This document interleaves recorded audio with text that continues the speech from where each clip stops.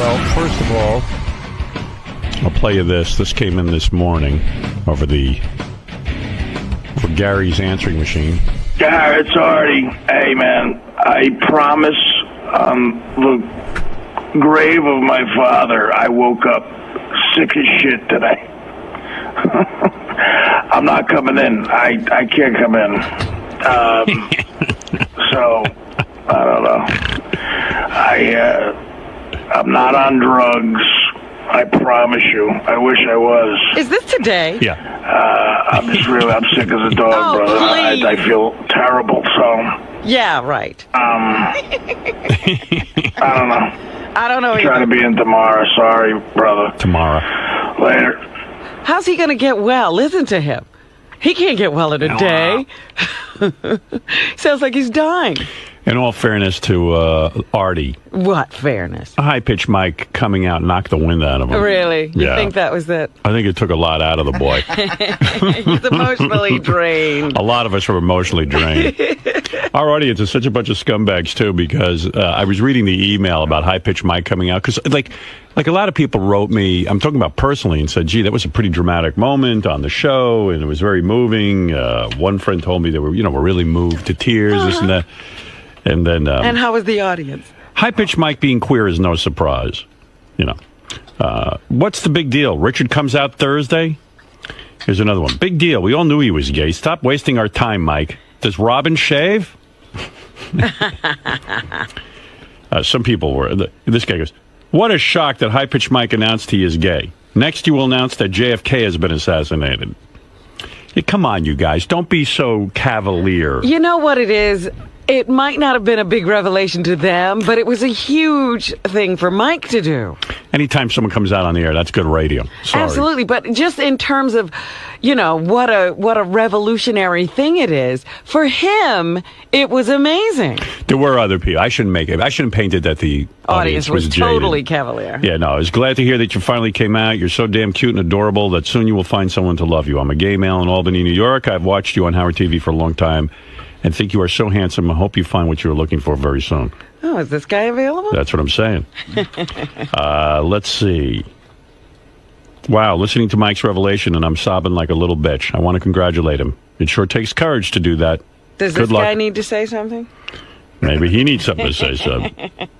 And this guy said, Howard, high-pitched Mike's coming out on the show today was so touching that I donated to the Matthew Shepard website in his honor. What wonderful. As a gay fan of the show, I've always appreciated the support you have shown the gay community. Today's Mike announcement just brought back all the stress and turmoil that comes with coming out. I remember I felt bad, too, while high-pitched Mike was coming out, and I assure you that I spoke to him over the weekend before he did it and wanted to check sort of his temperature on all this. Did you call him later? No, I didn't. But you know what? There was one point when he was talking early on when he was just about to, he was just kind of saying he was coming out. I started to laugh, and I couldn't. What were you laughing about? I don't know. And I had a very. You're so bad. I turned my head to get my composure. I don't know if I was laughing because I don't know. I couldn't even explain it to you. Like, I don't think there was. I just started. That's just the absurdity of our show. That laugh of yours. Yeah, I couldn't. You know me. I don't laugh that much, but I couldn't control it. And I said to myself, "What?" But there is a time when like you. I don't know. There's something about you when you see somebody being very, very real that makes you laugh. Yeah, I guess maybe I was uncomfortable for some reason. I don't know, but I started to laugh, and then I was like, "We got to get my shit together," because you know what? The fucking guy is going through hell. Right. He doesn't need you right now. Yeah, he doesn't need me busting his balls. And I said, how am I going to explain that I'm laughing? Because I really am admiring him. Uh-huh. And I said, I have no explanation that I'm laughing. So then I got a grip on myself, and then I carried on. Okay. Well, while he was saying it, I absolutely was not shocked. You weren't. I was. See, I feel like an asshole. I got to be honest with you because, when Artie each time would call him gay. When Artie each time was on drugs, I, honest to God, have to tell you. You believed he was straight. I believed every word he said. I don't believe that. I did. I'm naive. I do not believe that. I believe you wanted to believe. And I never once considered high-pitched Mike to be gay. In fact, I used to get upset when Artie would say it because I'd go like, hey, man, why are you tagging the dude with that shit? He doesn't need that crap. He's got enough going on. I don't know, like while he was saying it was like, well, I believed him every time he said he wasn't gay, but it's no shocker that he's gay. Yeah, no. Yeah, right. Yeah, I agree with you there. Yeah, I'm not shocked he's gay. Right, that's what I'm saying. I was like, A guy called the wrap-up show yesterday and said the same exact thing about you and I. He said that you and I are idiots and morons because we believed Artie, we believed he wasn't gay. And I said, listen. In fact, originally the name of this show was the Idiot and Moron Show. A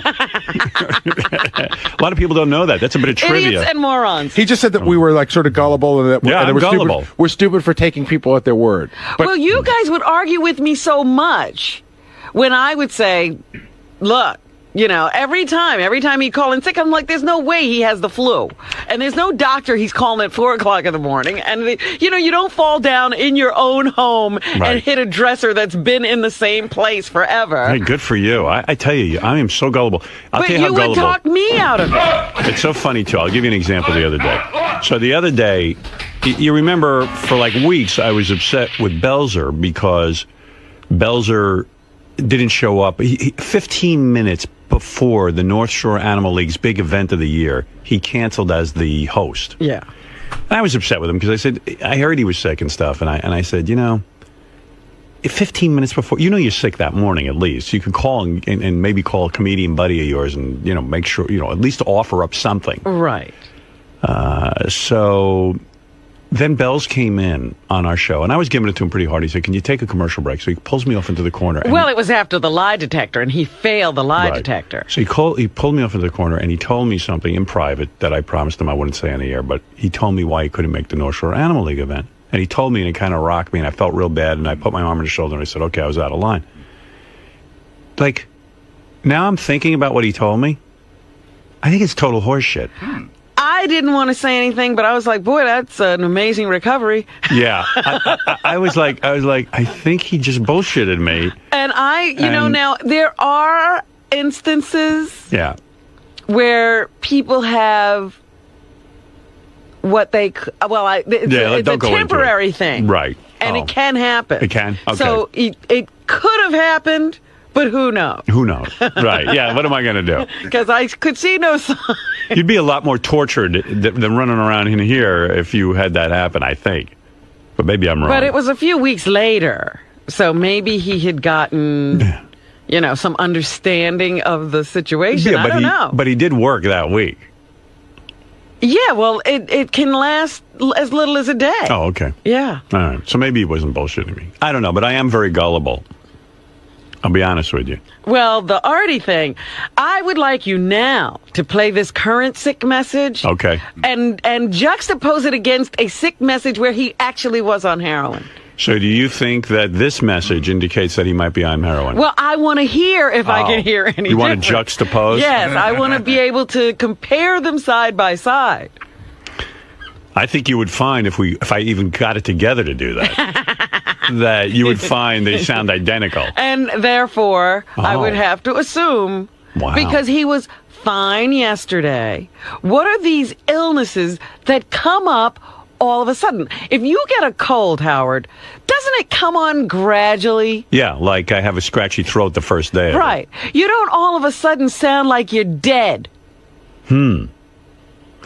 Wow. Well, I'm not going to argue with you because I'm wrong every single time, and I don't want to be wrong again. You're tired of being wrong. Yeah. Hey, Howard? Yeah. If you want, on Gary page 2, right above Artie's sick message is the one where Artie called in when he was on heroin. Oh, okay. Gary page 1. Yeah, but don't I have to AB him? Well, it's right there. Okay. Yeah. I also have a bunch of other ones, too. I don't know if I want to hear them all, but I'll do an AB on this, what Gary got here. Okay, what do you want to hear first, Rob? You want to hear heroin Artie, or you want to hear the Artie of today? Well, let's hear heroin Artie, because we just heard his new one. All right, this is heroin Artie. Gary, it's Artie. Hey, man, I promise the grave of my father, I will... Was that today? That's today. Oh, okay, sorry. Heroin Artie's from 526. Yeah, because these are just like not even identified. I have one that's even earlier than that. I got it under control for it. Right. Hold on. Gary, it's Artie giving you more ammunition. Christ. It's Thursday morning. I can't stop throwing up. I got some sort of stomach virus. It's killing me. I gotta go. I'm going to the doctor, so I'm not gonna be there today. So have a good time with this one. I'll probably be in tomorrow. I know I will be, no matter what, because it's better than dealing with this. So sorry, Gar. Later. Yeah. All right. Uh-oh. No, play the one from today. Gar, it's Artie. Hey, man, I promise the grave of my father, I woke up sick as shit today. Even he doesn't believe it. It's even that same laugh. Yes. Yeah. So what are you saying? Well, let me finish it. Coming in. I can't come in. So, I don't know. I'm not on drugs. I promise you. I wish I was. I'm sick as a dog, brother. I feel terrible. See, when he says he's not on drugs, I believe him. Howard. I believe. Howard. Here I am again getting Listen suckered. to these two things. Okay. They're identical. So, I don't know. Try to be in tomorrow. Sorry, brother. Later. They're the same. You got a point there. And, unfortunately... He did swear this time on the grave of his father. But that's exactly what a heroin addict would do. Well, what harm is it going to do on his father? But they like to pull out something you would swear they would never say. See, here I am again. I got it. This is deja vu. I know, because we have this same, and then you'll almost convince me that I'm crazy. The grave of my father thing, I believe him. Now, No. had he said his sister's health, His father's dead. then Not that maybe he he'd be doesn't sincere, care 'cause about he cares that. about his sister. But an addict will pull out the thing you wouldn't believe they would All right. never lie Tomorrow, about. if he comes in, if I say to him, Artie, swear on the life of your sister you're not on anything, including cough syrup. He's an addict. He will. He will swear on it? Yeah. Wow. You think? Absolutely. No, not his sister. I don't think he would do that. He's an addict. We like to think of Artie as Artie, but Artie's an addict. Oh. See, I'm so gullible. So You can't believe anything an addict says. That's what makes him an addict. Honestly, I'm so gullible, I didn't think Artie was on drugs after this voicemail, and I'll play this for you. Gar, it's Artie again. It's Tuesday morning. I'm not going to be able to make it in again today. I had a little bit of a relapse here, but no matter what, I'll be there tomorrow. Sorry, man. Take care. I got fooled by that one, too. Hey, vey. Okay, well, anyway, we'll talk to Artie when he gets back. You know what? I was just actually thinking to myself that Artie was doing well because he had broken the pattern of missing a day in the week before vacation. That's true, he did. That was a pattern he had gotten into. So he just moved his day. I guess maybe he's taking the day after. I don't know. All right, King of All Blacks, you're on the air. Go ahead. Good morning. Why do you think if Artie was okay yesterday, right? What made him so sick from yesterday to this morning? Right. Like, what's your speculation? I don't know. First of all, whenever I want to give Artie the benefit of the doubt, I always think, well, he's kind of bordering on obese. And I know when I was heavy, I'd get sick all the time. But like Robin said, so if he has a cold, that kind of comes on slowly. You get you might see him in here one day with a stuffy nose before he gets that sick. Yeah, and then I don't know. I don't know what's wrong with him all. And then every time I have a little sniffle and I come in, he talks about how healthy he is and how he never gets sick. But I'm up at 4 a.m. I'm not a thin guy. I go to a garbage, I go to DVW every day for 20 years, and I've called in sick. I don't get sick. That's why I got high blood pressure, diabetes, and listen, I'm up every morning. I'm up right now. I feel great. This is what I said when Hardy was calling in a lot. I said he needs to go to the hospital then because he's dying. He was too sick too often. Oh, I'm the guy who never thinks Artie's on drugs anyway. But I think sometimes maybe Like now I'm thinking he's probably out because he's been doing all this book promotion and stuff, and what he does is he burns the candle at both ends. And at some point he snaps. Yeah, I mean, and it's usually during our work, not the other work he has to do. It happens that too. I mean, it's like when you read his book, there's like a history there, you know. And of what? Of like anytime he sees some sort of pressure situation, he kind of caves. Right. And caves into drugs? Is that what you're saying? Whether it be drugs or whether it be booze or like, I think one of the last incidents. Well, what do you think it is going on today? I think it's booze. You do? I think he went home and he probably drank too much. I don't think it's drugs this time, but I don't think it's drugs this time. It's definitely one of those situations. Well, yeah, where but he could have easily fallen into drugs. Booze is his. You want to get drugs. You really think that, Fred? I think it's a booze thing. Yeah. Like Robin's right. It's like something like that doesn't just come on like that. And the other day, somebody called in about this appearance on the Bubba Show. Right. And I remember another time when he was falling off the wagon and he did the Bubba Show, and we actually played tape because he was so out of it. And he said he went home and he started drinking. Oh.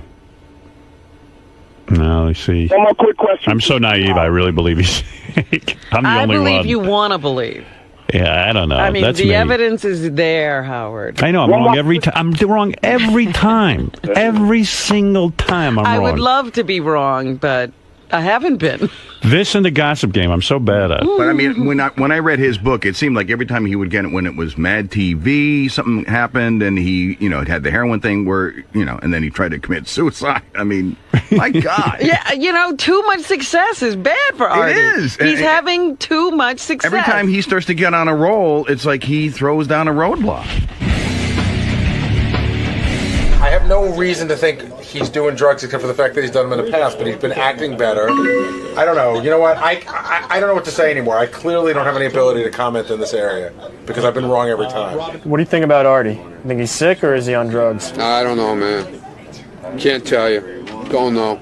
Do you care? Yeah, I care. I'm working this book tour. You better be there tomorrow night. Would it surprise me if he was doing heroin or whatever he does again? No. Even if I thought it, I wouldn't even say it because I don't need any repercussions coming from any sides whatsoever. No comment. Artie, get well if you're sick. Get well if you're not sick and on drugs. And if you're just fucking lazy, fuck you.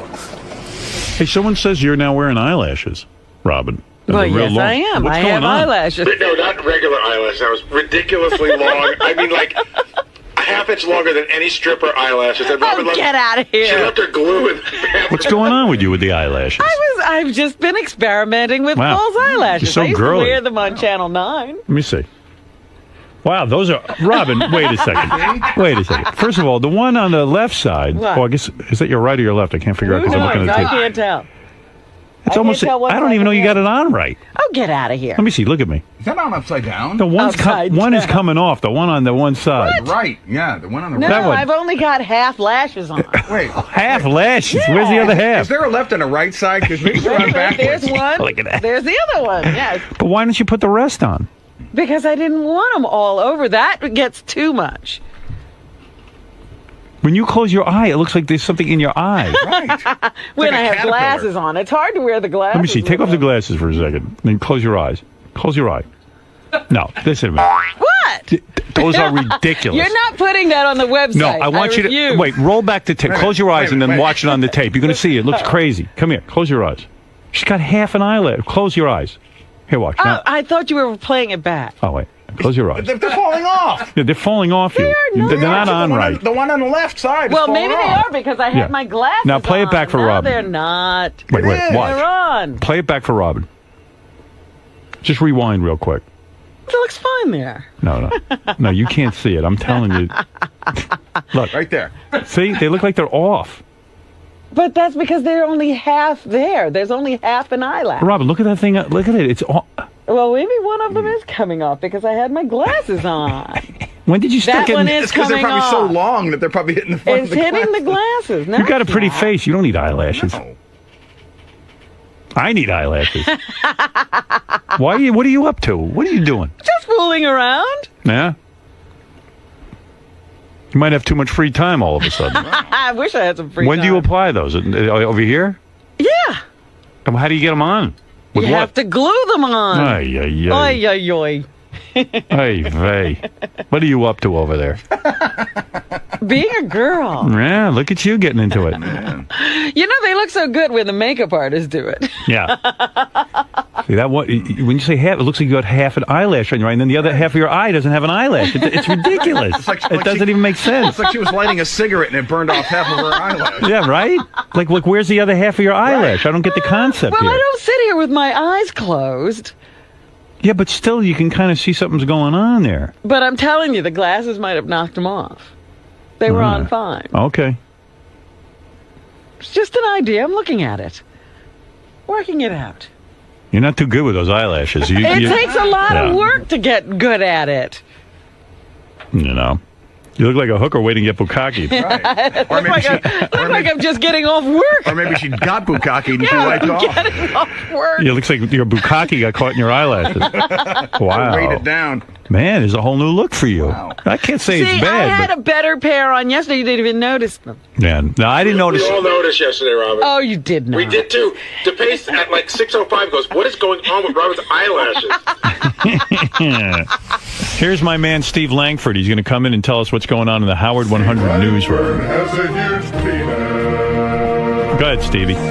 Artie Lang not here today, but the What Artie. do you think? You know what? You're one of the guys I admire in terms of your journalistic integrity, and also you have a nose for news. Robin says Artie's probably on something. Fred says most definitely alcohol. Yeah. I naively once again am sitting here going, I think he's sick, and even after listening to those messages this morning. Yeah, you did get me with that. How's this excuse different than the other excuses? If they were heroin excuses, why isn't this one? You know, you're making tons of sense. Mm-hmm. She is. And then I always look like an asshole because I believe Art. What do you think, Steve? Well, in my case, I don't have any facts. Right. So I can't really guess. What does your nose for news tell you? Is there a story here? Is your nose telling you anything? Is your nose telling you anything? My nose tells me something every day that it's too big. But go ahead. My nose tells me my nostrils are too big and there's hair coming out of them. There's great history here. But in terms of facts, what I know, what you know, maybe you know more than I do. Robin. Well, she's going on her intuition. The same messages that you guys did, but he looked fine yesterday. Yes. And have you ever seen Artie sick? You have a nose for news. So what does your nose tell you? Well, look, one of the facts that we do know here is that he takes a lot of days off. Yeah. I don't. You don't. And again, I ask you, has anybody ever seen Artie sick? Now, he's been off a lot, complained of sickness, and when he comes back, there's no illness. I think Artie puts all his energy into his extracurricular activities, like his book signings and his comedy shows, and he runs himself down. And then when he's supposed to, the one thing that's really driving all of this, that's the thing he doesn't show up for. That's what I think, but I've been wrong 100% of the time. But what kept him out of here today, Howard? What was so... Why couldn't he come to work? What do you think, Johnny?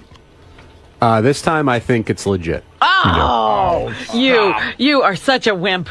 Well, why are you laughing, Steve? You didn't even offer an opinion. Because it just seemed like a vanilla response, with all due respect. I agree with John. I think it is legit. And I've been wrong every time. And John's been wrong every time. No, I haven't said it. I haven't said it every time. I listened to the wrap-up show. No, when we talked about it here before, when I did my preview, I said one time I thought he was using, but this time I think it's legit. Why this time? I think he's been in better shape lately. He's exhausted from the book thing. I think he just... When did he get sick? It came over him like that. John from Trenton, what do you think? Hey, I got to tell you, I'd be willing to bet a whole paycheck that Artie's taking the new concoction called pancakes and syrup. Have you heard about it? No, what's that?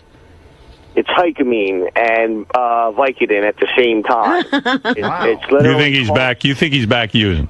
Absolutely. When I heard the tape this morning and I heard the little giggle when he was calling out, my buddy's going through the same thing, and he gives me the same giggle. And it is the same. It's a tell. And it's the same giggle he used on the other one. Absolutely. We played them side by side. That was true. It's a complete tell, Howard. The giggle, it's such a new thing that he thinks nobody knows about it, and he thinks he's getting over. And he can lie about this because it's now a legal high. This is a legal high that's very like heroin that he's doing. Well, I don't know what he's doing. Thank you, John. Something. And let's get over... Is it better without the eyelashes? Let's see. Yeah. I mean, you look pretty. You're looking good these days. You don't need eyelashes. Enough with that. Let me see. Well, now I can see on the camera. I see what you're going for, but you look good. You don't need that. What was I going for? You got nice teeth. Your lips and teeth are nice. Got to do with it? Well, because I'm looking at that. I ain't looking at the eyebrows. And the eyelashes or whatever the hell those things are. You have to get 2 big cockroaches crawling across your eyes. You don't need it. Maybe they were too big. You have a natural beauty. You don't need that crap. All right. She's in full manhunt, I think. Oh, here we go. With those eyelashes. Oh, yeah. Here we go. No guy's looking at your eyelashes, trust me. I want to bat my eyes. Guy wants to bang you. Pull up that dress. You'll get plenty of guys. You don't need an eyelash. Drop the top. Drop the top. Is that your advice, Fred? That's the advice. That's what you're going to tell your daughter? That's exactly what I'm going to tell her. He's already told her. Sure. Really? Yeah. Nobody's picking her up on that. Fred knows about women. Exactly. Yeah. Let's see. There you are with your eyelashes. And let's see you without. That's with. Well, first of all, those are half an eyelash. I don't even know, get what you half. I have no idea what you were going for there. I mean, that's ridiculous. She put on fake eyelashes, but on half her eye. Yeah, it looks like one of those like a transparency that you're putting over a picture to like the little mustache, the fake mustache and the eyebrow. Where is it? I want to put that on I make a Hitler mustache. Achtung. Thank you. Robin. Yes. So you said before that you were going for a new look. Yes. Your eyelashes. How come? Is it the new guy? What new guy? The young what was it, Mark? Will you stop? What's the reason behind it? I have to be on TV. And so you're always looking for something to sort of perk up your look, change what you do. Okay, fair enough. Now, I've noticed you've taken them off since. Well, they obviously weren't working today. Nobody told me yesterday. So the show's all about busting balls. So we got this shot of Ronnie, and we took a close-up of him. It looks like he plucked his eyebrows. So we were going to feed a note to Howard, but in the time it took us to get the note to Howard, Ronnie sort of slipped in the control room and busted us, and he sort of freaked out. So here's the bit. What is that about? I don't know. It's up there. No, yeah, but I was over there with you. What's the matter? Ask Doug. What's the deal? I don't know what you're talking about. Do you want a turkey burger? We were color correcting the camera. We needed some plucked eyebrows. You what? We needed some plucked eyebrows. What? Plucked eyebrows? What the fuck are you talking about? I don't know. What was that shot anyway? Let me see it. What the fuck are you talking about? I don't know. Fuck yourself. What's the fucking deal now? Where's that shot? That was there. Yeah. No, we were just checking the focus on the camera. And he locked it. He locked it in You're so there. full of shit. Kiss my fucking balls. I wouldn't even fuck you. Fuck all of you.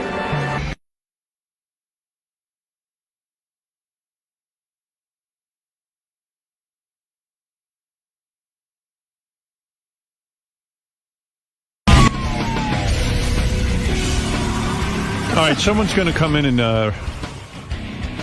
Benji suggested me during the commercial before we actually have the person come in and make their announcement. Oh, well, there goes that bit. Oh. We were going to guess what the big announcement was and what person was going to make it. You know, I saw this person hanging out there, but I wouldn't have guessed. Yeah. Because he's like, I thought it would be one of the Whack Packers or something. I said to my producer, Gary, who's into pre-promotion, I said to him, oh, that's a good idea Benji had. We're going to guess who it is. And then he just sends the guy in. You told him you wanted to do that. Baba Booey. I got to get a new producer, I think. No. I think he can't handle the success. I think he's carried away with himself like the Giants. He's handled it for years. Dude, I didn't send him in. He just walked in. Well, don't you hold people back? Dude, he's not supposed to go in until... No, this is something he did on his own.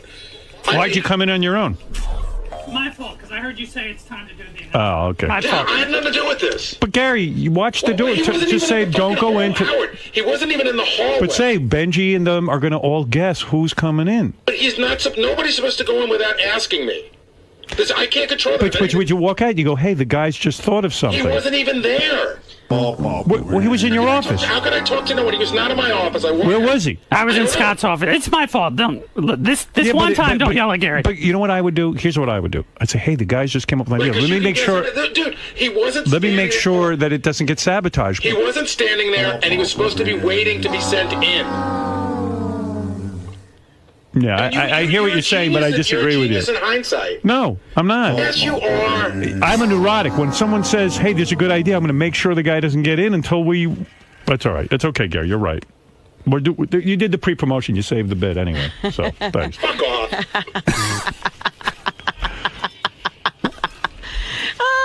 I'm sitting here saying to myself, I'm not going to say that for the last 10 minutes I've been stumbling over Mike in the hall. Yeah. All right. Now, what does that mean, Robin? Mike's in the hallway every day. All right, Mike, high-pitched Mike. Robin, what the fuck does that mean? Right. You stumbled over Mike. You couldn't find You can't stumble him. over your fucking wallet. You couldn't find him, but I couldn't get past him. Well, that's because you're in Scott's fucking studio, you fucking bitch. And I saw Mike on camera. I saw high-pitched Mike on camera standing there. Two fucking Monday morning quarterback asshole. Pre-promotion. You're not getting it. When you hear a good idea, you make sure it happens. I wish I had an announcement every day. All right. Anyway, Gary, thank you. Thank you. Thank you very much. Mike has an announcement to make. Go ahead, Mike. High-pitch Mike. By the way, high-pitch Mike. All right, go ahead, high-pitch Mike. I won't interfere. Okay, so... I mean, I will interfere, but you start. I'm actually going to ask you to cut that off for a second. Sorry. After we did that lie detector test? Yeah, my high-pitch Mike took a lie detector test the other day on the air, and it was kind of weird because, as you know, the lie detector said that Mike was gay. Right, here's the big question. You ready, Ed? Okay, hold on. Right. Okay, go ahead, buddy. Are you a homosexual? Ed, you have to ask the question. Ed's laughing at the question. That's not even a funny one. Ed, real open-minded. Ed, ask him, are you a homosexual? No. All right, just one more question. How about, has he ever had straight sex? All right. Yeah. Have you ever received a big cock in your ass? I just like watching Ed repeat. I know. Have you ever received a big cock in your ass? All right. All right, hold on a second. Okay, Mike. Put yourself together. Come on, Ed, you're a professional. Okay, hold on. Okay. All right. Oh, Jesus. You ask it, Will. No, go ahead. Go ahead, Ed. I need you to do it. All right, okay. Calm down, Ed. And Mike, of course, said he was not gay, Right. and the lie detector said he was, lying. So anyway, go ahead. So shortly after that, I had a little bit of a meltdown. Right. Outside of here. Oh, really? And I've been going through a very emotional month or two. When you got married, I went home to my parents' 40th anniversary. Yeah. And it was a big weekend because while you two are celebrating your love, my parents are celebrating 40 years together. Right. And I thought, this is great. Both of these couples are very happy together. And I heard this song, and I'm sitting in my apartment, and I broke down, and I just started crying uncontrollably. Go ahead. Because I thought, the love that they're talking about in this song, I'm never going to get to experience. I'm never going to know what it's like to be in love. Mike's trying to tell you he's a member of Al Qaeda. No, go ahead. Go ahead. So, what do you want to say? So, the song made me realize how lonely I was and empty inside because for the last 20 years, I've been lying to myself, my friends, my family, and everyone here. And I decided that it's time for me to come out of the closet and admit I'm gay. Well, I admire you for that. Matter of fact, I spoke to Mike over vacation, and he told me about his plans. He wanted to come out on the air. You talked to him? I did. I called him. And you called him because of the lie detector? Or no, what? he had spoken to Gary and Artie and said that, Artie and High Pitch Mike have gone through their thing where, right. They went through a bad time. And this goes hand in hand with another announcement. I'm fired. Anyway,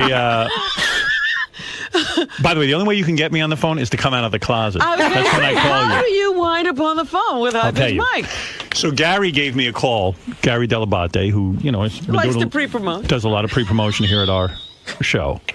Called me up. All right, okay. He calls me up and he says, "Hey, the lie detector thing."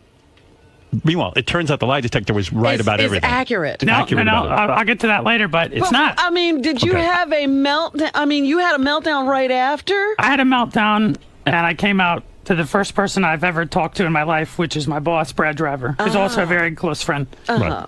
And I called my sister immediately, who I had never told. And I told her what the story was. The reason I was so afraid to come out, not because of people here, not because of the show, not because of the way people would judge me, but because when I was in college, my mother told me we had a fight, and she asked if I was gay, and I told her no. Uh-huh. And she said, good, because if you were, I would disown you. Oh. Well, anyway, so how I got into this was Gary called me up and said Mike wants to come out on the air, and he spoke to Gary and he spoke to Artie. Uh-huh. And he Artie, said- you come out too? He came out to Artie, and Artie, actually, Mike has told me, was that extremely must sensitive. be. If I can come out to Artie, I can come out to anybody. Yeah, I think that was the rehearsal. I came out to George Takei, and I got to say, I did that as a joke, and I know how hard that must be. How was I he have a lot of respect for him. That's Where- hard to do. Where were you when you came out to Artie? He was about to leave the building, and I asked him for a couple minutes. And In the lobby? In the lobby of the building. Oh, my God. So you had nowhere to hide. Did you at least give him a sandwich while you came out to him? I should have. Yeah. I should have. He's probably like, I'm hungry. But I'll tell you, I was actually very emotional. It was nice that he did. What? I'm glad he's in a place where he could do it. I guess I don't know. I just didn't want. Him and I were arguing and saying a lot of ugly things Again. over and over and over, and Yeah. I didn't want to keep doing it. And I'd already decided I'm going to be coming out, so I just wanted to tell him before the break and get it over with. You're taking And away he- his best material. Right. And I may ruin his reputation, but he was the most compassionate, concerned person I've ever. He probably just wanted a blowjob. Don't be can't- fooled by More him. than Brad Driver. Yeah. I actually really felt for him. I mean, that's hard to do, and especially to someone like myself, who's less than sensitive. But Anyway. I just hope everything's okay. So anyway, what happened for me was Gary called me up and said, look, Mike wants to come out on the show. I said, okay. And you know me, that's always good radio. Of So course. I said, look, but the thing is, Gary told me the story about Mike's mom. All right. And I said to Gary, I think I should speak to Mike because he was not going to come out to his mother. He was going to do it here on the air. Right. And because she said that she would disown him and stuff. And his attitude was, according to Gary, that Mike was feeling, well, you know what, his mother doesn't listen to the show anyway, and she won't find out about it. So I said to myself, I'm going to write Mike a note and say, can I call you? Because while I would love for him to come out on the air if that's what he's comfortable with, I said I thought that before he did that, he should come out to his mother Right. and his father on the phone. Or because they live Somewhere, far away. somehow, well, personally. they live far away. Yeah. So that's what I was concerned about. So I called up Mike and I said, Mike, let me just give you my thought on this. That while I think it's great you want to come out on the air, I said, I don't want you to do anything that's going to cause stress in your life. And one of the things that might is if your mother hears about it. Because even if Third she, hand, yeah. even though she doesn't listen to the show, someone's going to call. And he said, stop right there. He goes, as it turns out, I came out to my mother. And he had done that already, and which was his biggest fear because his mother said she would disown him. And Mike, tell everyone what happened when you came out to your mother. Sunday, November 23rd, a date I'll never forget. I made the hardest phone call of my life. I called my mother and we had our normal, how was your week conversation. And then I told her that when I was in school, she said something that has destroyed me for the last decade of my life. And I told her what she had said, that she disowned me. And she didn't remember saying it. But she said, yeah, I would disown you. She said it again. She said it again. She reiterated it. Oh. So then what'd you do? And I just started sobbing and crying. And I was afraid that I was going to lose her forever. That was the end of it. And I couldn't believe what I was hearing. It was surreal. Yeah, you hadn't told her yet, right?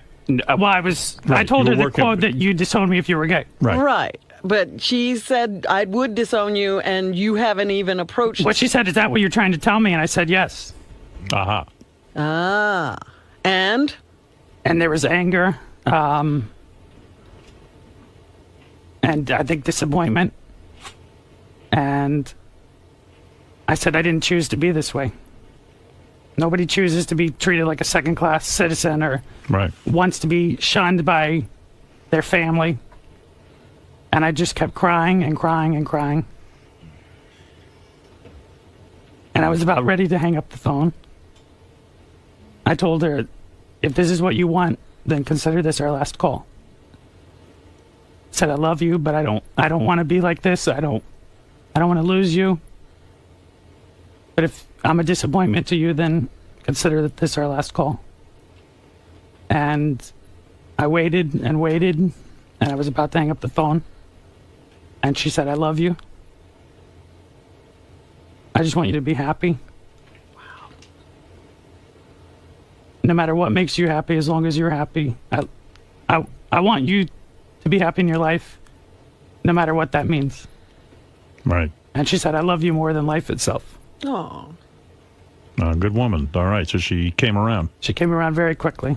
And your father was okay with it? I told my father had a brother who died of AIDS many years ago. So I was never very concerned about his reaction. It was more your mother.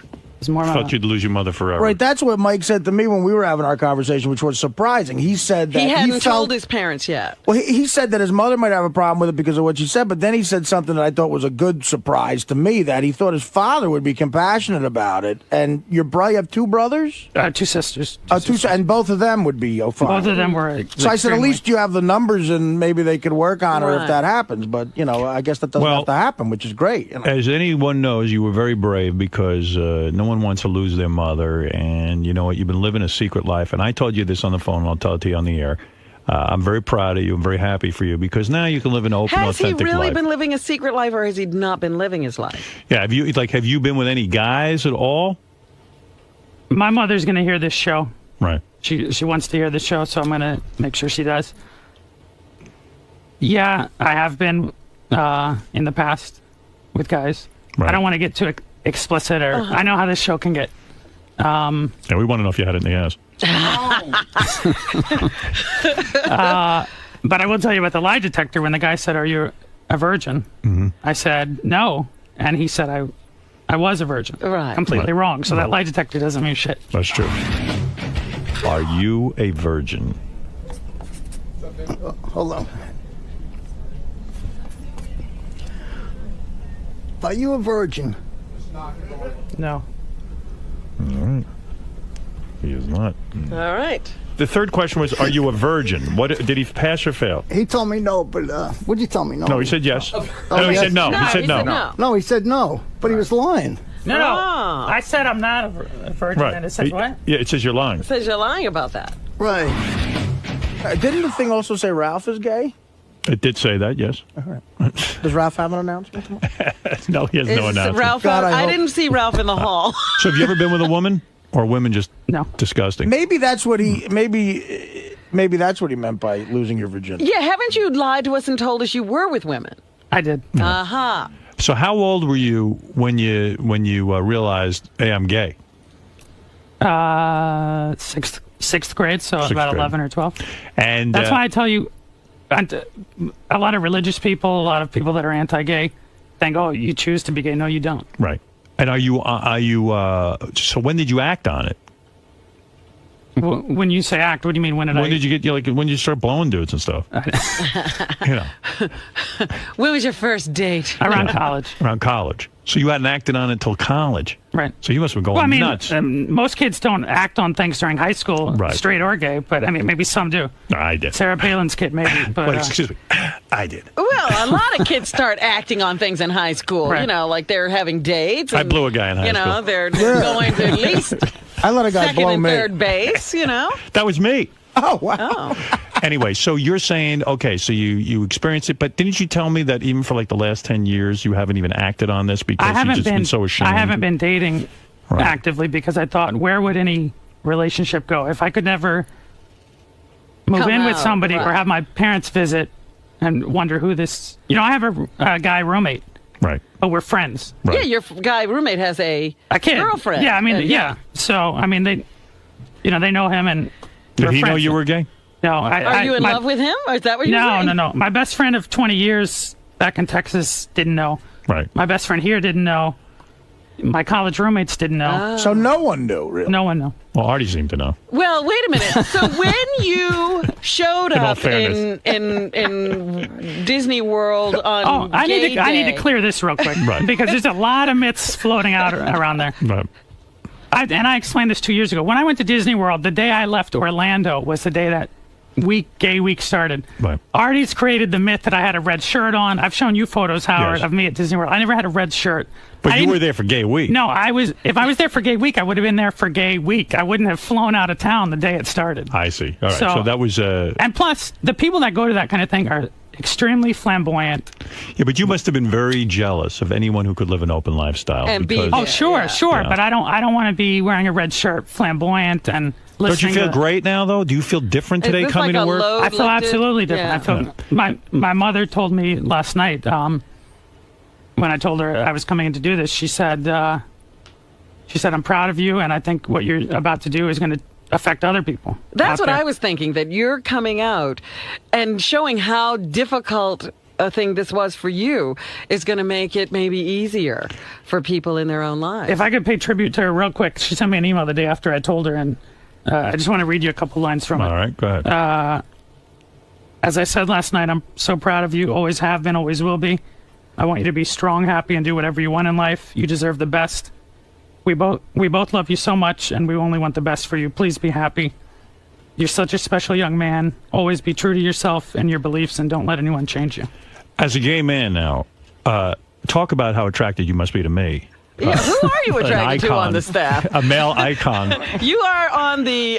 most sexy. Of OutQ. You made the cover. Did you used to go over to OutQ, the gay channel, and just say, oh shit, I wish I could be open around these guys? No, like I said, the flamboyant gay is not attractive to me. Right. But is everyone over at OutQ flamboyantly gay? I would say so. No, I don't want to offend them. No, I don't mean attracted to them. I mean sort of just jealous that they could all be out and open and living an open life. Yeah. So who are the gay people that you admire? Fred. That I admire? Yeah, I mean, are there any gay role models for Fred, you? mostly, yes. Trying to think. They didn't hear you the first two times. Say it again. Cliff Floyd? Gay role models? I mean, I don't know. Gay Ramon? Are you cutting your own path because there's no gay person that you... Well, actually, there is one gay person that I admire, and... David Wright? No. Wait, your mom is the on the entire phone. Mets Your team. mom is on the phone. Yes, go ahead. Mike's mom. Hi, Mike. Hi. How are you? Yes. I want to just take back everything I said. I hate you, and I want you to die. All right. Love you. Bye. All right, Marianne from Brooklyn, go ahead. Mike, you're very courageous, and if your mother is listening, you raised a truly fine gentleman. He's one of the greatest people I ever met at Sirius. And, Mike, I only wish you the best. You are truly a nice young man. Joey Boots, go ahead. Hey, Mike, congratulations, man. I did the same thing a year and a half ago, and it was very freeing, That's true. Joey Boots came out. He actually outed me when he came out. He said he thought I was gay, and I was mad as hell when he did that. You were mad because he just identified you as being gay. Right. He used his gaydar, which apparently works. Did you find in your everyday life for a while you'd been suppressing this so long that you would even they try to forget that you're gay or try to push it away? Oh no. I was never ashamed of it. It just is what it is. But you were trying to come out in little ways. You were, because you were lying about it the whole time. Yeah. But it seems out going to Michael Jackson concerts. But going to a Michael Jackson concert is gay. No, it's being a child of the 80s. It's not being gay. And going to a Madonna concert, yeah, that's gay. That's gay. We were doing a lot of gay stuff. I'm not into Michael Jackson. I'm gay. Going to that Thriller thing a few weeks ago. Did you ever go through a period of time where you had to put down gays, in front of some other people, make fun of some gay stuff? Probably. I mean, like everyone in here, I think we're all equal opportunity offenders. Look at that homo. Well, the one thing, though, I do have to say about you, even in all of the things with you and Artie going back and forth, you would always say there's nothing wrong with being gay, but I'm not gay. Right. So you never took the tact with Artie of gay bashing. Right. When faced Are with you an awful worried gay about bash. anyone's reaction to you announcing that you're gay here? The only people I'm worried about were my mother and my father. And my best friend left me a message that said, anyone that doesn't accept you, fuck them. Right. Really fuck him. And who on the staff have you secretly had a crush on? Now you can finally tell us. Is it Benji? No. He's considered a hunk with those eyes. Wouldn't it be great if it was me? Nobody here am I attracted to at all. I mean, there's Not even Fred. No. Bullshit. Bullshit. There's guys that are attracted to Kevin Kraft. Are you attracted to Kevin Kraft? He looks like he's young enough to be my son. No. That's what I like. No. Well, that's what you like. That's not what I like. Oh my God, listen to this crazy gay guy on the line. It sounds like you're into twinks. There's Joey, nobody back here I'm attracted to. There is one person. Not Jared? On the music channels. that you are attracted to. Who is gay or not gay? Pat St. John? No, you don't say any names. But No, never. do you know if he's gay or not? I'm 99% sure. Right. So now that you're openly gay, he can probably approach you, this guy. Well, it's funny. A few weeks ago, they announced they canceled the Serious Christmas party. Right. And I was mad as hell, and I came in that morning cursing, and I was like, why can't we have a fucking Christmas party? And then I started putting two and two together and realizing the reason I was mad is because I was hoping to approach that person. And at the Christmas party. By the way, I just want to say, if anybody's gay that knows High Pitch Mike, he's ready for action now. What are you open to? Bottom, top? What are you into? Come on. My parents will listen to this. No. Well, who do Cut it out. you, again, who do you like out there who's famous so we know what your type is? Probably me. Are you talking gay celebrities or No, anybody, Any celebrity. Brad Pitt. Look. Trying to think. Tom Cruise. Javier Bardem. Ozzy Osbourne. I can't think of anyone looks-wise. I just don't like... Matthew Broderick used to be a big turn. No, I just don't like... Plexico Burris. I just have no interest in flamboyantly gay... John Travolta. Men at all. John Travolta. Do you peruse Craigslist? No. You got to use that to get some ass, man. Howard, you and I are two different people. Hey, Joey, why didn't you two guys get it on? No. That Joey's not his my type. type. I'm friendly with Mike. I like Mike a lot. But Joey's a good guy, but nothing. Howard, it's a day of unbelievable surprises. Mike has come out, and I heard Steve Langford's going to announce that the sky is blue. Yes. Benji's going to announce he's overweight. Well, Artie's jokes won't stop anytime soon. Benji just announced he's overweight. Anybody who cared. Can I? Me too. Yeah. Can I announce two more real quick All right. things? As long as we're announcing stuff, go ahead. After coming out to Artie, I told him that I was hoping we could do whatever we could to fix the Lifebeat situation, because when I came in here and fought with Artie so many times, my goal was to get Artie as angry as possible because of all those things he said to me. Right.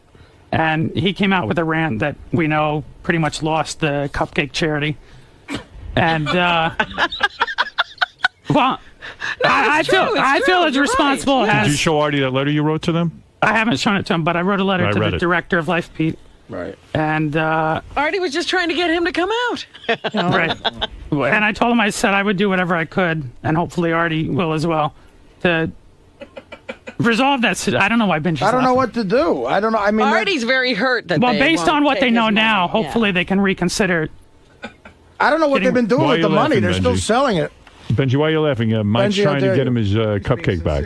What's wrong, Benj? Because does Artie really want to plead to them to take him back? No, High Pitch Mike is pleading with them. And I'm willing to. I don't know what they've been doing with the money. They keep selling that cupcake. All right. But the real thing is, the two of us put Gary in a very awkward position, and I felt horrible for that.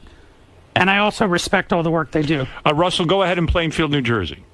Oh my God! I've been such a fan of you and everyone for so long, and I got to tell you, this show's been awesome today, Mike. Hey, you know what, Mike? It's great what you're doing. I came out maybe 15 years ago, and I have a great life now, and I have a great partner, but shit. Just because you tell people you're gay, I used to think, oh, life's going to be great, but it's not. It's still shitty and it's still fucked up sometimes, but, least you got that weight off your shoulders, you know? Right, yeah. There's a consequence to living in the closet so long. No one's imagining that life is going to be a bed of roses now for Mike, but the fact of the matter is he doesn't have to walk around living a less than authentic life and worried about who's going to find out. But do you sit there and say to yourself, look at all the ass I missed? Well, maybe. Well, let me ask you this: was there anything in your apartment that would lead people to think you're gay, and was that the reason you didn't want Steve Langford in there? No, that was just an issue of privacy. Just like Howard didn't want him in his house when they did that ISDN test show. I'm just curious. No, it's just there's a certain line you have to draw. What do you think? It was like a big Liza Minnelli poster or something? I don't know. Whatever. I'm not a Liza Minnelli fan. I don't like Barbra Streisand. Right. Well, Langford would look at every detail and probably. That's the thing. I don't need him opening every drawer and. Oh, okay. What is this gay prescriptions. magazine I found? Yes. Do you have gay porn? I don't have any. I don't own any, but I've watched it. Yeah. Did you ever secretly wish? Because we get a lot of gay porn here. Did you ever secretly wish you could take home the gay whoever's porn? listening that works in the porn industry, start sending in some fucking gay porn already. We have tons of it. There's tons of it. We send it to Eric the Midget just to piss him off. Oh, Richard has. Well, Eric the Midget sent it to me. Well, yeah. Apparently, High Pitch Mike reads Latin inches for the articles. Now we know where to send the gay porn. Don't worry about it. Right. So the last thing I have to say, besides Lifebeat, is everybody here kind of has their pet charity. Robin has Girls Night Out. You have North Shore. Gary has Lifebeat. And I decided today is the day that I wanted to endorse a charity that means a lot to me. The New York Mets? No. They need some charity help. Season tickets. Yeah, go ahead. No, when I was in college, I remember logging into to work on a paper, and I read the news of Matthew Shepard's death. Right. And I thought, we're about 3 or 4 months apart in age. We're both gay, and I thought this could happen to anybody. Right. He happened to live in a very closed-minded area, and I was in New York, and I thought, could it happen to me? And people heard the story and they know it, and life goes on. But then this February, another young boy. I just want to show you his picture because. And then tell us when's the last time you got some cock. I will. How long's it been? We'll get It sounds to like that. a big dry spell. Give me 2 seconds, Howard. 2 seconds. Go ahead. I want to show you the picture of this kid. Let's get down to it. Lawrence King. Yes. 15 years old. I know this story. He gave a Valentine to one of his classmates, a male classmate, and 2 days later, 2 days later, the classmate who got the Valentine brought a gun to school and shot him in the head twice. Right. Terrible story. And that's 10 years later.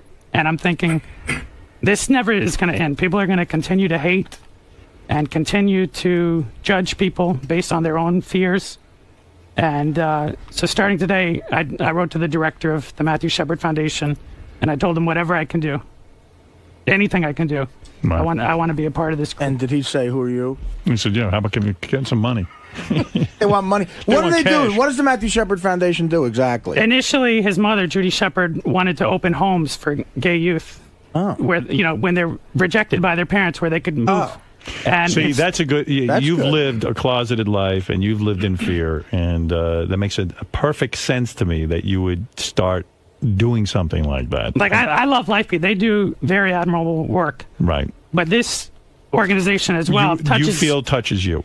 It touches me because hate crime continues to exist. People get beat because they're gay. People get murdered because they're gay. I want you to know something.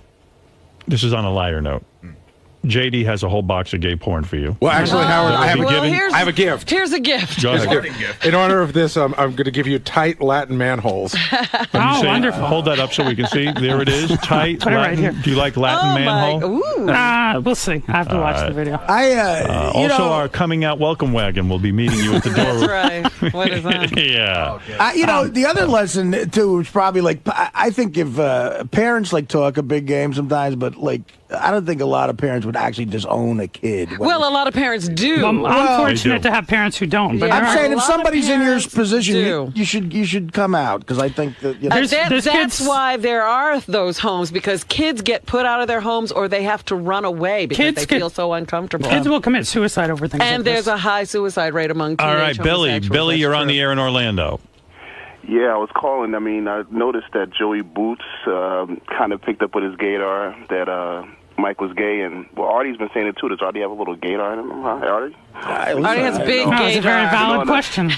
Artie, you got big time gaydar. gaydar. You do. You know what? I thought Mike was perfectly straight. I'm being serious. I thought Artie was off the mark. Yeah, I did too. High voice, Madonna. I could I can't affect have been the voice. wrong. The voice is something. Like I said, you're born being gay. You don't choose to be gay. I the predict voice is your something I was voice. born with. How about this for a prediction? Since Artie's good at predictions, I'm going to make one of my own.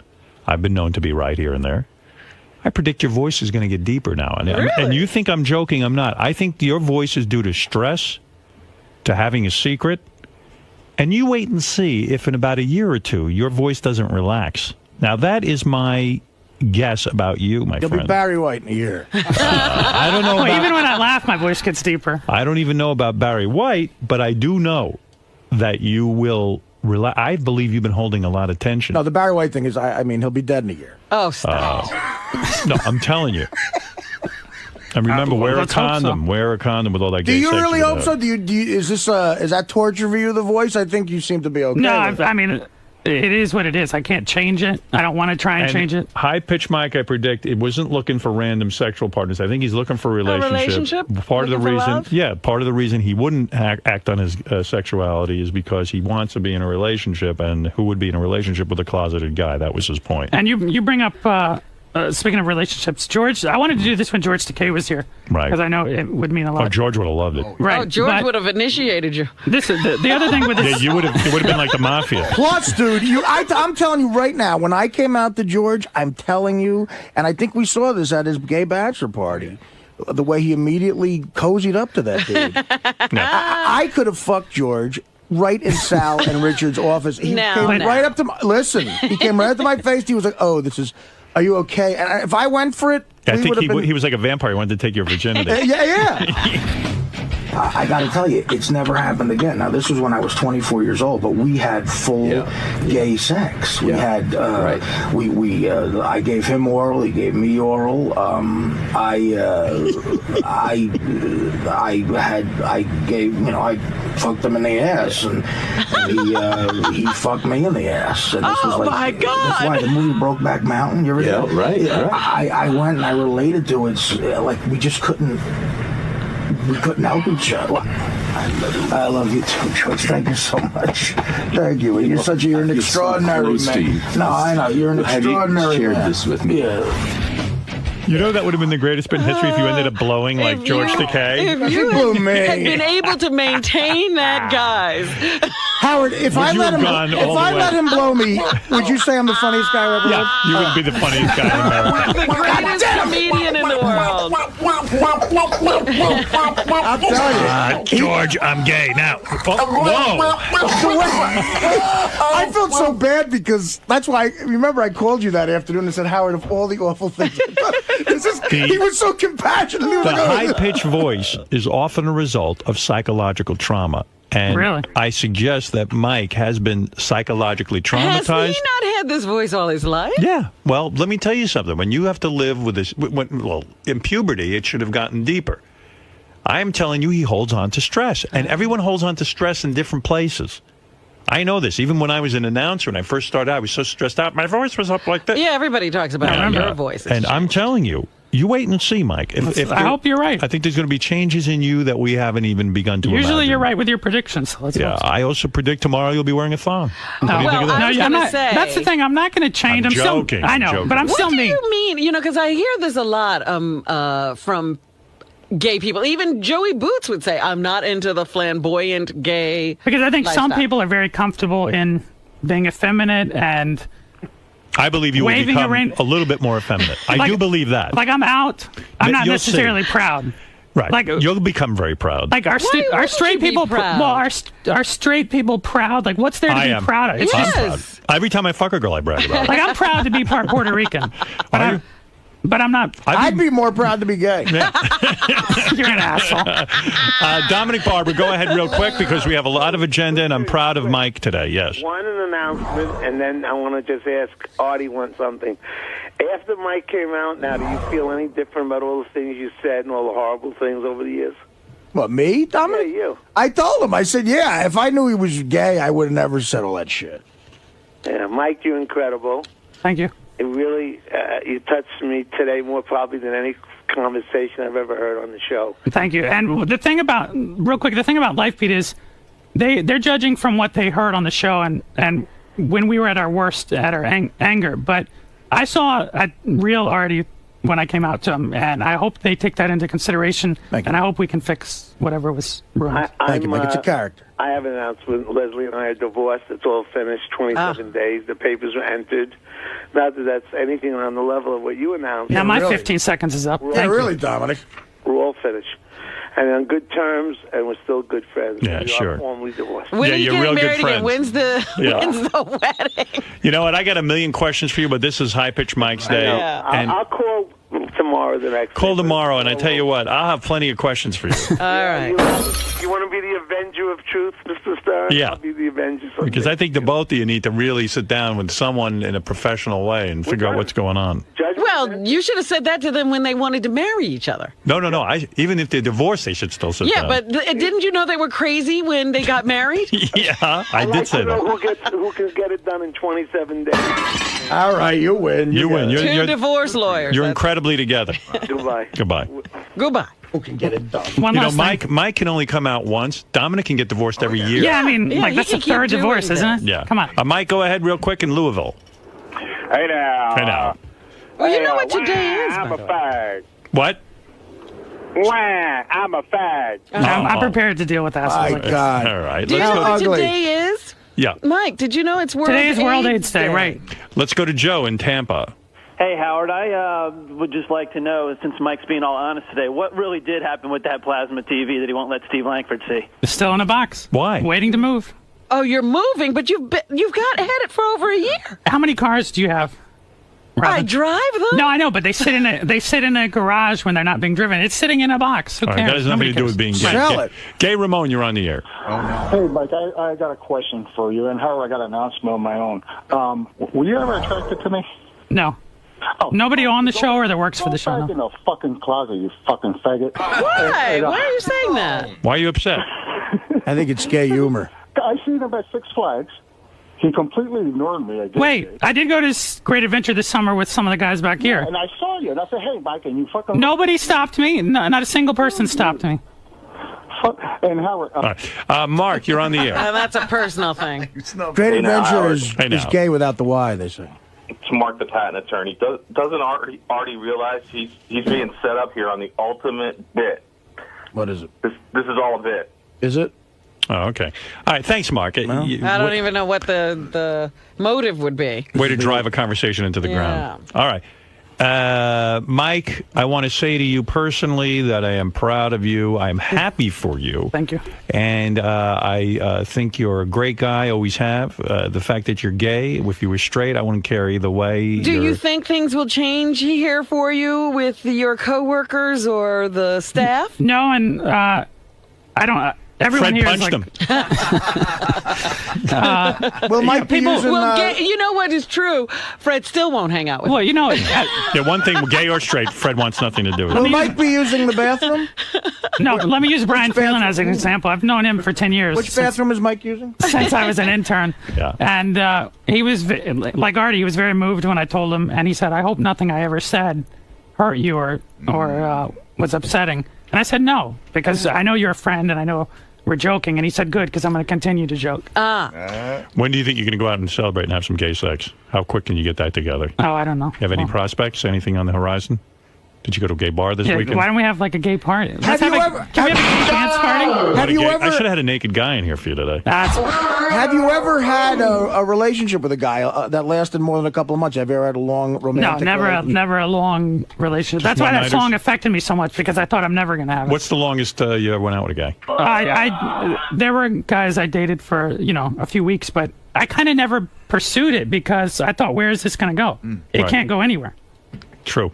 Well, I think your life's going to get better, and good for you. I think this is a big stress off your shoulders, and I'm glad. I want to say your mother handled herself very well. She used to be congratulated. I need to praise her and thank her, and that's good. How old are you, Mike? 31.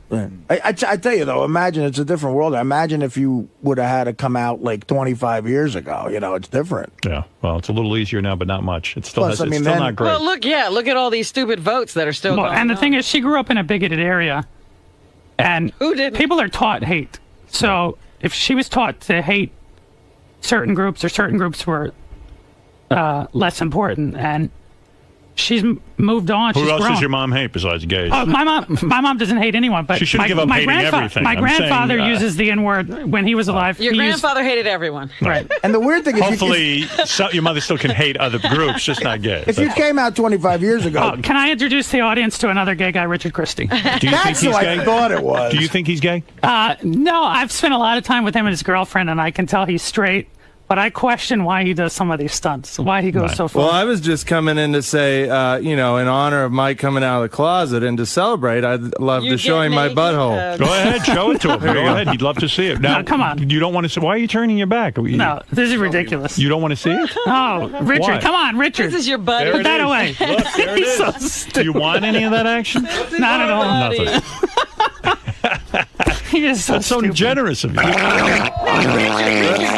That's hang my out gift with Mike. for you. Are you trying- hang out with Mike? Did you know he was gay? No. Were you I had just no idea. trying to seduce Mike? Yeah. Well, it's like You were coming on to him, weren't you? You know I what? was. My I told a butthole few was people. puckering. I told a few people in the back before. Is his asshole nice? I mean, No, let's move on. Let's move on. No, Is it not attractive? at all. Not at all. It's unattractive disgusting. Why is that disgusting? That's man It's ass. Richard. Come on. Yeah, but Richard's a handsome guy. He's got man ass. look, I was right about Mike, right? Yeah. Richard is a gay. You're ready to use your gaydar again, are you? Richard's a fruit. So I told some people in the back office first because I didn't want to do it on air and then everyone think it's a bit or something.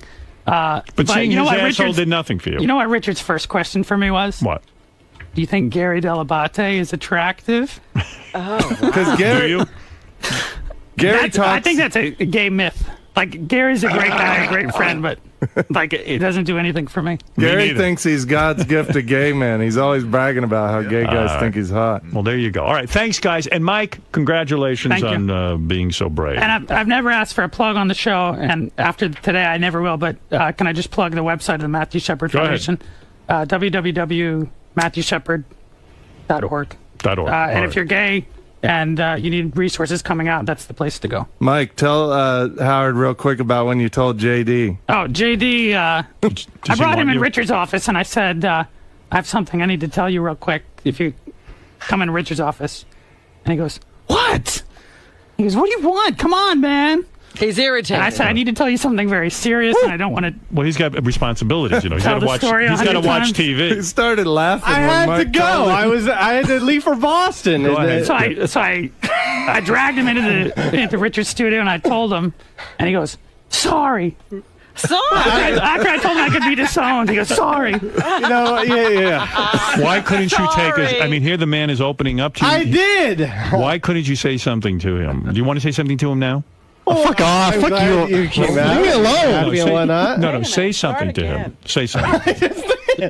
We couldn't hear it. This room is like a pile up. What do you? Go ahead and say. I'm glad you're out and you're comfortable and you can be happy and stuff. And we're still in kind of the same boat, looking for romance. Romance. So maybe we can go to a gay bar one night and a straight bar the next night. What? I'm saying I'll help you look for girls. And then you help me look I for don't think guys. either of us will help each other in anything. Wouldn't it be funny? I think you're right. You're both Wouldn't destined it for a be lot of funny loneliness. If they went to a gay bar and JD got all the... I think that'll happen. I got laid twice. JD's like, I got to work for the gay basher in Boston. Hey, JD, what'd you do over Thanksgiving? Did you go see your mom? No, I didn't. I went to Ohio and she wasn't able to make it. So what? What do you want me to do, dude? Whoa! Stop. Your mom who abandoned you and shut ran up. off with a guy in Hawaii. You made plans to see her for Thanksgiving and she didn't show up? No. I didn't. She had to work. She had to work What? the day before and the day after. She told you she was going to be in Ohio and she wasn't there? Things came up. Why do things always come up when I it don't comes know, to dude. seeing you? I don't know. What happened? I really don't want to get Explain to into me. You went to Ohio. I don't want to get into it, dude. You mean you made plans to meet up with your mom in Ohio? No, I made plans to go to Ohio. Why Ohio? Because that's where my dad is and a lot of other family is, including my both grandmothers. And she said she was going to come and see you. She originally said she was going to come up there, but things came up. Wow, what'd she call you and tell you? Yes. What'd you say? I was like, okay, I'll see you whenever. What did she do instead? She had a Ralph in Hawaii. I don't know what she did on Thanksgiving. She did whatever she did. I don't know. She celebrated. I talked. I mean, we talked for a little bit. What do you think that is? Mom's always avoiding him? Yes. Mom's always. Stop it. What do you mean, stop it? The irony I don't is, need kids were incidental. What you say, I get, and I don't need that getting. What? Oh, that was extraordinary. that was an all-star The comment. irony is, I was afraid of my mother rejecting me, and his mother is rejecting me, and he doesn't care. And he's not even gay. JD's straight, and his mother disowned him. You see, it happens to others. Imagine if he was gay. Yeah. If you were gay, I'd own you again. Happy Thanksgiving. So who were you with on Thanksgiving? Your dad? And who was? Does he have a? Does he have a wife? No, he doesn't have a What's he got? He's got a girl. What? The Will is such a douchebag. Will? He's got a new girlfriend. A new girlfriend. Ooh. He does? Listen to that laugh. Doesn't it suck? I would hate. How was that hanging out with them? It was fine. It was fine. Didn't What's his bother you? new girlfriend like? She's fine. She's quiet. We're all quiet. So, we don't really know each other. So. How old is she? Oh, I don't know. She's around my dad's age, I'm sure. I don't know. Does anyone? So when you're all quiet, like, does everyone just sit there and eat and no one talks? Yeah, is it a quiet table? Sometimes, at times, yes. That's a night. You know what I've had nightmares about was like if my old man lived and him and my father, him and my mother weren't together. Right. And like he had like some hot young chick as a girlfriend, and I just would want to strangle him and her. Like, is that what's going on? Are you jealous that your father gets broads? No, I'm not jealous of anything. You're not? No. It's all good. It's got to be hard though. Your old man, he's old. No, he found somebody. They found each other. Who does the cooking? Who cooked? Oh, it was like my grandma and my aunt and. Did they badmouth your mom for not showing up? No. No. Did they leave a seat empty for her? No. No, she wouldn't be there anyway. This is my dad's family. It's all that Midwestern. They don't talk about anything. Keep it all bottled up. Like, maybe you could go on MySpace and find her. That's true. Like Italian and Jewish I know families. my mom is asshole. Italian and Jewish families from the East Coast are all like, oh, she can't come. What's her problem? Did your dad find his girlfriend on MySpace? I don't know. They've been going out for a while, supposedly. I know your mom met the Hawaiian guy on the internet. Did your dad meet the girl on the internet? I don't know. I love busting your balls. Well, was she with the Hawaiian guy on Thanksgiving? Yeah, they're married. Do your grandparents all have dates too? No. All right, listen. Go Everybody ahead. has a date with JD. High pitch Mike. High pitch Mike didn't either. So there. And me. You want to be high pitch Mike still or gay Mike? No. It's funny you asked that. Thank God for this voice. I'd much rather be referred to as high pitch High pitch Mike. It is. Okay, very good. High pitch Mike, everyone, and How about I'm Fruity happy Mike? for you. Fruity Mike. I'm happy for you, Mike. Thank you very much. And thank you guys for all. Everyone here has been ultra. Your shirt says it best, my friend. Erase hate. Erase hate. Erase hate. Good. All right, thank you, Mike. Thank you. Mike, how do you feel, man? What's the big news story today? I don't know. You tell me. How do you feel? Very relieved. Very good. How It's done with. were you? How nervous were you before going in? I wasn't so nervous here. I knew people here would accept it and not judge me or think differently. What worried me is telling my family. And that part was over with about a week ago.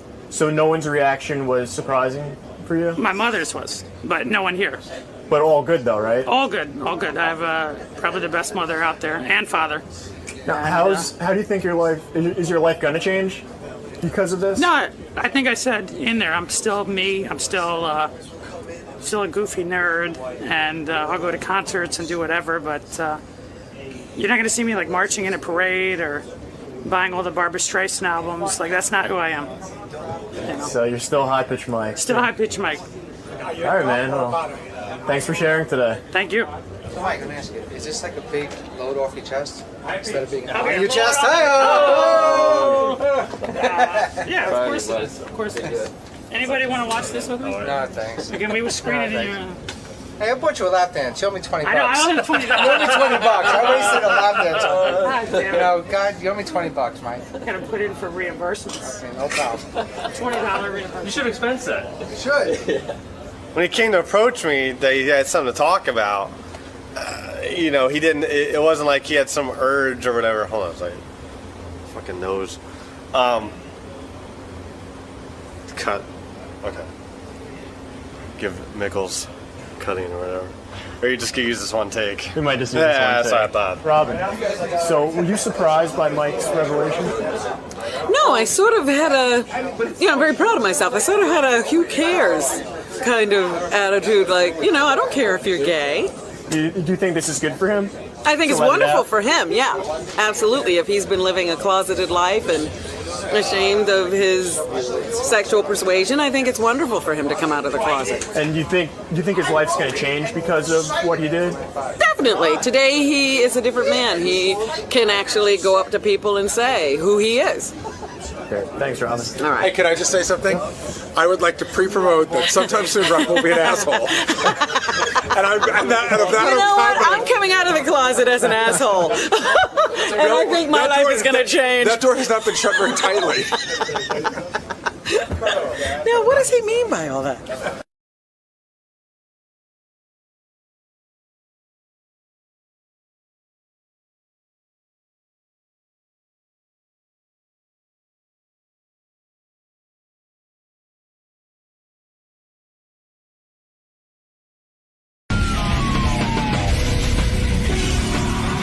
I was listening to the wrap-up show on the way in, the replay of the wrap-up show, and there was a lot of Artie talk, a lot of Artie speculation. Which is always good. It seems it's like the stock market. Analysts get on, and we try to figure out, is it going up or down? Yeah, it was funny. I mean, I listened to it. I go, my God. One guy called in and said, listen, the show is nothing without Artie, basically accusing me of being a horrible entertainer. Right.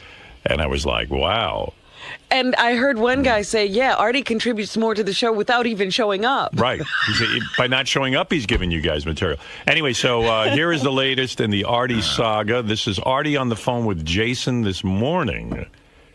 Robin. All right. Here is the great Arthur Lang creating yet more material for the show and more speculation. Yo, dude. Jace. All right. Is the recorder on? Well, yeah. Okay, good. I wanted to make sure it was on. I don't want to get you fired. Thanks, dude. How you feeling? Listen, I'm definitely coming in today, but I'm going to see a doctor who agreed to take me at like 6:30. So, I just have to go to this doctor's appointment, and it's right like 10 minutes outside of the city. So I'm just going to go, and I should be there by I'm open 8 o'clock. Okay. All right, so I'm definitely coming in. All right. This is the only time I could get a chance to see this guy. All right, dude, you feeling all right? I'm all right. I gotta go. I gotta go get like an upper GI series or whatever. I don't know. Sounds major. I have no idea what that is. But... No, it's like they look at the upper part of your stomach. I had it done before in L.A. once. It's real pleasant, but that's not what this is. It's a long procedure. I gotta go get something else. So. All right, dude. I'll let Gary know. I can do the upper GI thing when I'm not during Christmas vacation, but I'm going for something else. I'll definitely be in today, all right? All right, dude. All right, I'm just later. 8 o'clock, I'm open. Any later, I'll call you, but it should be 8. Okay, cool, dude. You want to do another take, or? Can you cough and laugh a little? Were you comfortable with your performance? I'll talk to you later. Bye-bye. Well, Robin, you're a nurse. What is going on here? He sounds really sick. And anybody who needs to see a doctor at 6:30 in the morning should be admitted to a hospital. Right. That's pretty good. Where does he come up with these doctors? These doctors are amazing. He's always going to see a doctor. Well, in all fairness, I read the life story of Elvis Presley. Dr. Nick was available 24 hours a day. And we know what Dr. Nick was prescribing. Well. And why Elvis needed him. Ay. I don't know what's going on. What about, like why Look, would you again, if I had a cold, I mean, I had a cold a couple, did I go to see the doctor? No, I don't know. Did you? Again, I am telling you, Artie is either hiding a horrible terminal illness. Right. Maybe he's like Patrick Swayze. He actually has cancer. Well, he doesn't have the kind of cancer that makes you lose weight. It's new cancer. That's true. Yeah. Well, anyway, there was tons of speculation. I heard the wrap-up show, and it was funny because I was listening to Gary. Gary goes, someone called him and goes, you guys are terrible to Artie. Isn't there some sort of union there for Artie? And Artie needs a union? Well, then Gary goes, there's no union for what Artie does. And then I'm thinking to myself, what's AFTRA? Well, he does have a union. I like that what Gary does Artie need the union for? Artie gets tons of benefits, takes off anytime he wants. I wouldn't be in his union. The union's like, hey, how do we get this guy's deal for anybody? But anyway, hopefully Artie will be okay and be in at 8 o'clock, and we can question him. Well, he'll then. get whatever that is taken care of. He'll be in at 8. Yeah. Fred, what do you make of the latest Artie phone call? I'm with Robin. I don't know of any doctor that opens his doors at 6:30 in the morning, and if he's able to make it to 8 o'clock, you know what you do? You come into work, you gut yourself through it, and go to your doctor's appointment at 11, 12 o'clock. According to Fafa Fuhai, in Artie's defense, that Fafa Fuhai has a doctor, he says, that's available like from 4 o'clock in the morning on. Has he ever seen him at 4 o'clock in the morning? I've never heard of such a thing. In my entire life, I've never heard of such a thing. Gary, not unless it's an emergency room. He gets up to do rounds at 4 a.m. every morning, so I could contact him if I wanted to. But I think his first appointment is 6:30. Wow. He'll start taking appointments at 6:30. Yeah, but, Artie had something that made him miss work yesterday, and now he needs to see the doctor at 6:30. The other question. My question is, why? Why didn't he see the doctor yesterday? He had all day yesterday.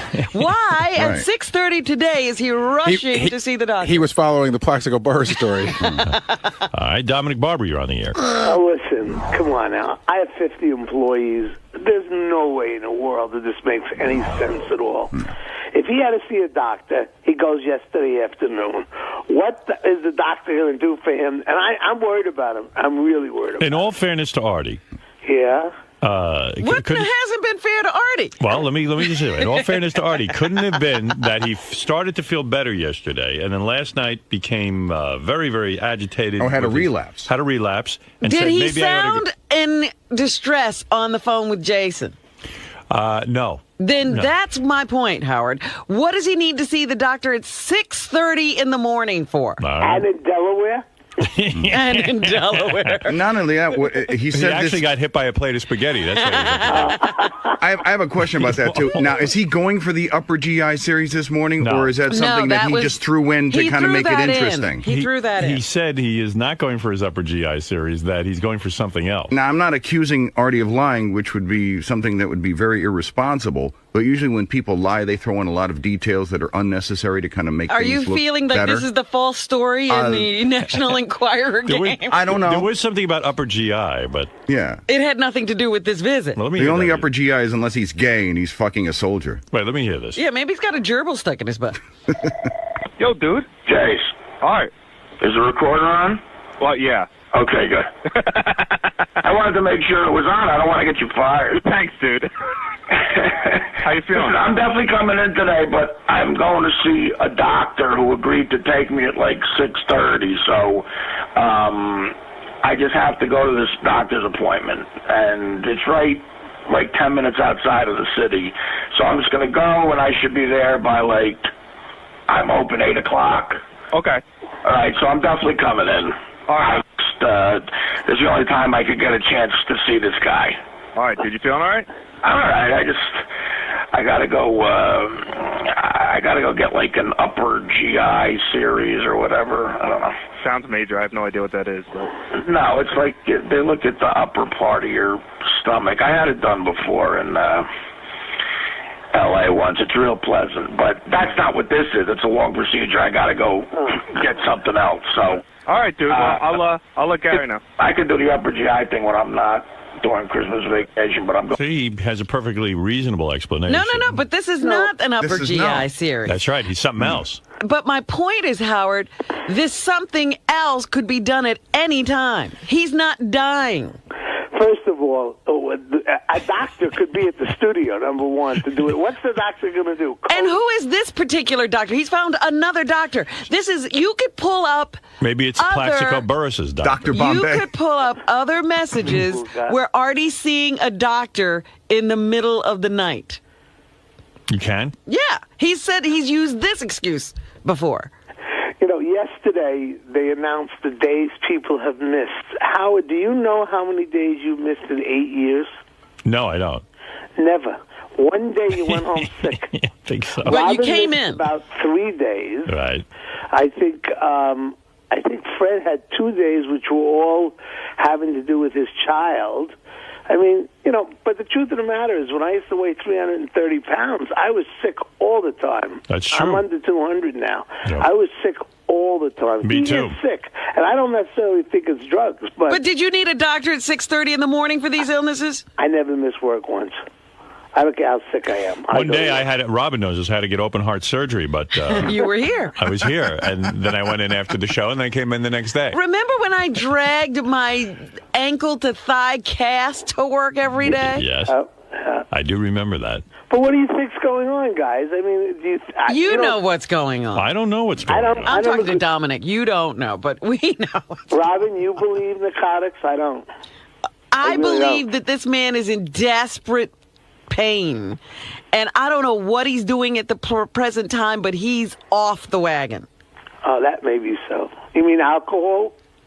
Could be. I'd vote for alcohol. Fred thinks alcohol. Robin? Yeah, I don't think it's drugs. I think it's alcohol. That's the easy, quick fall off. Yeah, you can get that without going to Delaware. Right.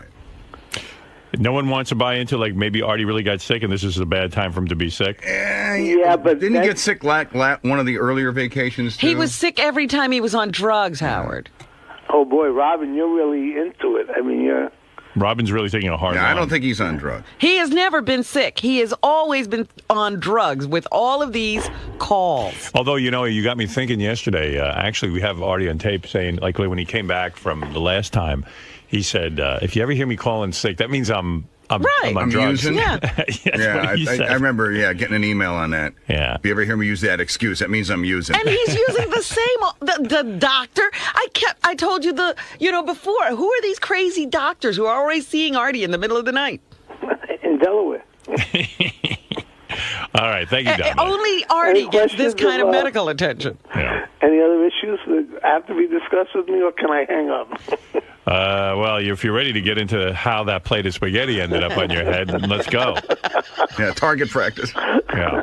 Oh, wait a minute. I got to go see my doctor. I'll call you later. All right, goodbye. Dominic has an appointment with his doctor at 6:30. All these doctors All working right. so early in the morning. All right, Ryan, you're on the air. Go ahead in East Brunswick. Howard, it's Artie's doctor. I'm calling in from Hoboken. Thank you. Go ahead. Can you give us a report on Artie? I can. I just got the results of his upper GI back. It appears he actually has a vending machine lodged in his lower intestine. He swallowed a vending machine. He somehow swallowed a vending machine, yes. Let's go to George. Yeah, I just want to make sure everybody apologizes to Artie, man, because if this guy really is sick and you guys are making all this spoof about him being on drugs, it's really going to put him down, his self-esteem. Yeah, I'm with you. I'm the only one who's still holding out ridiculous Why should Artie hope. feel bad because we're stupid? That's right. Well, it's not that. It's just that you guys, he's trying to be a positive person, and you guys keep making him look like he's a drug addict still. We didn't have any help. All right, George, thank you. You guys have a good one, man. Yeah, you too, bro. Now, let's go to TJ. Hey, Howard, what's going on, brother? Hey, now. Listen, there's all these theories flying around about Artie. I mean, Robin especially. People just need to shut the fuck up. Drug test him when he comes in.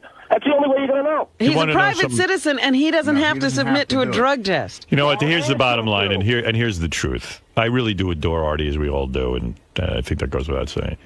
And I don't really know what's going on with Artie, and Robin's got me convinced that... Don't blame me. No. You've got me convinced that, I'm naive, and, I'm always the guy who believes Artie and everything he says.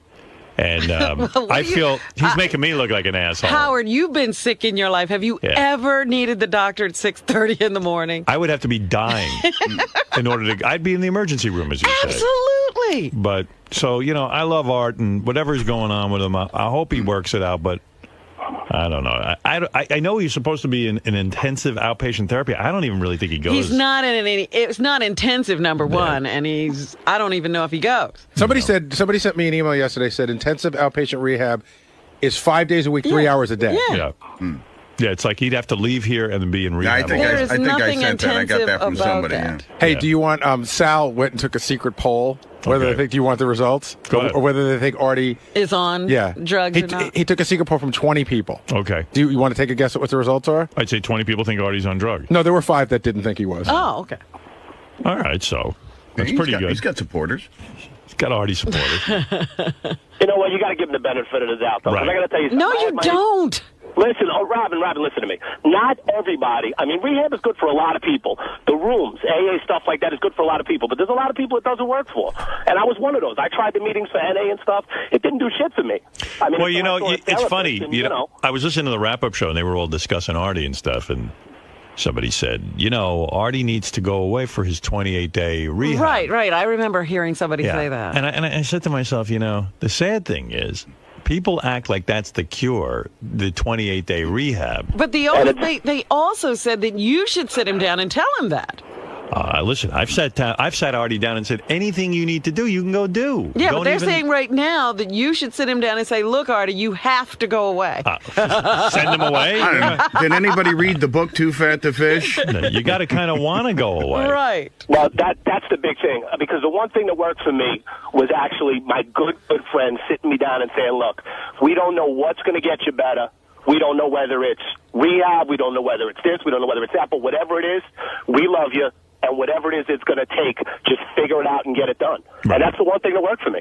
All right, there it is. Yeah, but it's something different for everybody. Right. Well, that's the thing. I mean, instead of saying, he needs this, he needs that, he needs this, just, the best thing to do. I mean, what worked for me, individually, was when people said, hey, man, we love you. We want you to be better. Whatever you need us to help with, we'll help. And, we got your back. Instead would you mind, TJ, would you mind if your friends would come over here and talk to Artie? Yeah, because they seem to know what to do. Yeah, we don't know what to do, so you do it.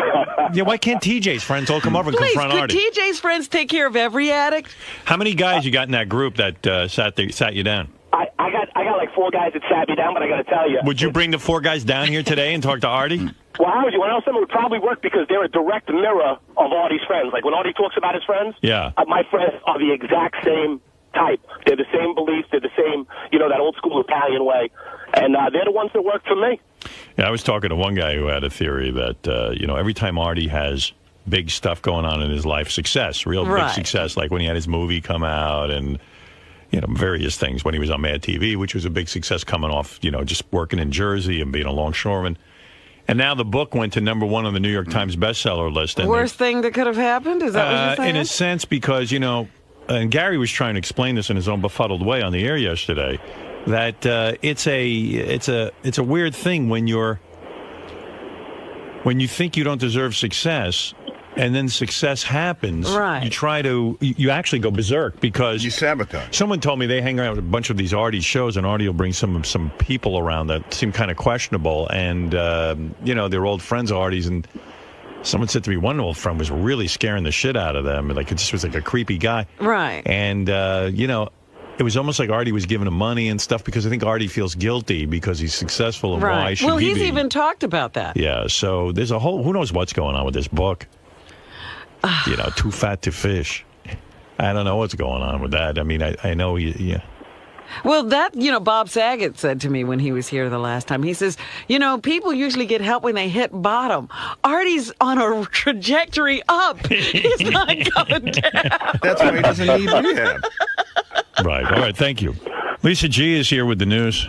The real news is that she's having her cookie party again. Yes. And unfortunately, I'm not going to be able to make the cookie party. I had said I was going to come. Did you RSVP no? I RSVP'd yes because I wanted to come. But did you tell Lisa you can't? Not yet. I'm not going to be able to make it. Oh, well, there's going to be vegan cookies there for you, too. I know. She just wrote me this little note about the vegan cookies. So funny. Gary comes in. He's got a whole story about Lisa G. Hey, Gary, come in and tell your story about Lisa G. I'll tell you the story. Let Gary tell it. It's better. What's the story? We got into a fight. Uh-oh. This is so great. What's so great about it? It's funny. Why? You just threw a party. This is great. Lisa got so freaked out in the hall. Really? Yeah. She got outraged. Yeah, go ahead. Describe it. I'm in Richard and Sal's office, and Lisa's in there. And Richard goes, "Hey, Gary, you going to Lisa's cookie party?" And I go, "When is it?" He goes, "Saturday." And I go, "Oh my gosh, I forgot all about it." I go, I got to see. I had something else to do, but maybe I get out of it." And she goes, "What? The list is closed." She goes, "RSVP's over." She goes, "How insulting!" Oh. And I go, "Are you being serious?" I thought Lisa was breaking my balls. She goes, "That is so insulting." And I just walked away because it just freaked me out. What is she talking about? It's insulting for me to try to come to her party after the RSVP list is closed. I sent it out 6 weeks. Why are you laughing? You just threw a party. It's not Come a wedding. on, it's not a wedding. It's a cookie party. So It's a people come cocktail. at the But last wait a minute. second. I'm spending money on this. I'm hiring a bartender. Why are you having someone- a party? You're not having any fun on it. Stop I am it. having a lot of fun. Is That it doesn't really make full? me happy. If Robin drops out at the Well, last I'm minute? going to try to get there. I'm trying But to. wait a second. Robin was the hold on, first one Lisa. to RSVP. Is that insulting if now Robin doesn't know she's going to get there? Because if I said that, you'd be all pissed. No, I Either would- you're coming or you're not. No. You need to know. You have a list. That's right. She was, I'd say, the first one to RSVP. Okay, I but think now- that's But her so RSVP nice. was a fake. I Right. mean, Oh, stop Now that. she's she's now waffling, backing Lisa. out. What, you just spent money on a wedding. What if Yeah. someone did that to you? I don't care if it's a wedding, a cookie party, a cocktail party. I think a cookie party's way different. Like, I have people over to my home, and like sometimes at the last minute they go, "Hey, we just changed plans. We're going to be around." Why would anybody go to her party, man? She's not a team player. That's Well, no we one- all went to actually, your I wedding, heard- man, because we're all part of you. She's not part of us. I heard Lisa actually. Yes, she is part of us. She doesn't. She does the but news. she doesn't participate. But Ronnie, Why should we go? I heard Lisa's upset because only 2 people RSVP'd yes from the radio station. Yeah, because nobody's going. Is that true, Lisa? Not a team player. I'm having about 50 people. Right, but who's coming from here? Well, Robin was going to. Right. Nobody. Isn't midget school in session? You're late. Who else, Lisa? Ooh. Had enough. Yeah. Hey, there'll be midget cookies there. Mr. Keebler will be there. So Yes. Who else is coming from the say the air staff? Well, Robin was. Right. Benji. And Benji. Benji, are you Tim? going to go? I might. Are you going? Maybe. Well, he RSVP'd yes. Yeah. He won't go. I might. What time does it start? It's on the invitation, Benji. You don't know what time it starts? It starts at 8. busting your balls. We're broadcasting live at 9 o'clock on Howard 101. Me, Lisa Lampanelli, and Jason Kaplan. It will be a lot of fun. And then no one will be there from the radio show because you're keeping everyone out. You would think, Howard, you would think if she's doing a broadcast and I would showed interest in coming, okay, I forgot about it, that she might want me to be there. 'cause it'd be more I forgot interesting. about it. But That's she's- so mean. That hurt. It's hurtful. I'm sorry if I snapped. Okay, it's hurtful. I'm hurt. And what do you mean it's closed? Like you filled up the party already? So 50 people are coming. I yeah, don't. but you invited a lot of people. What if they had all RSVP'd yes? Right. I invited enough people to know. I've had enough parties to know, as you have, that some people can't make it, have kids, but you want to invite them because Right. it's the nice thing to do. Parties are so funny. So in other words, you invited people you hoped wouldn't The come. midget's back. Yeah. Dude, she has a 2-by-0 apartment, Yeah. and she Like your invited personality. everybody was out in the hallways last year. It's ridiculous. At least if you're going to have a cookie party and invite 100 people, have it in a place where everybody fits. It's more fun this way. No, it's not. Isn't it crowded in your medicine cabinet where you live? You know what it feels like. Hey, whatever. I You're won't not be going? there. Why are you not going? I'm busy. Really? You're not going to go? I'm not going. I went last year. I had to stand in the hall all night. I did. You got there late. Remember No, I didn't. I got there early. I was standing. Maria Melito was there, and I was standing talking to Maria Melito in the hallway on the steps. You couldn't even get in. And you have to walk up. It's not even an elevator. It's like the old Studio 54. You have to wait outside to get in. Wow. Lisa, what's up with that? I mean, why It's have a party? crowded. You can't even fit all those people in your apartment. Because And yet it's I'm my sure it's house. rude to People your... were laying on a bed last year. It does get a little Isn't crowded. it rude to your neighbors, too, that No, people are in the I hallways? tell them. I tell them. Yeah, but they're hanging out in the hall. That's all right. It's over early enough. All right. Thank you, Lisa.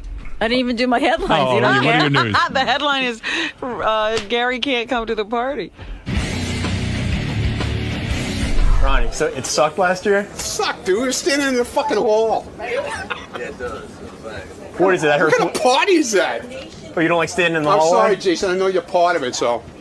I don't want to upset you. I wouldn't go to that. Wait, so what? People were like packed in the hallway, packed in her bedroom? Yeah, in the hallway, in the bedroom.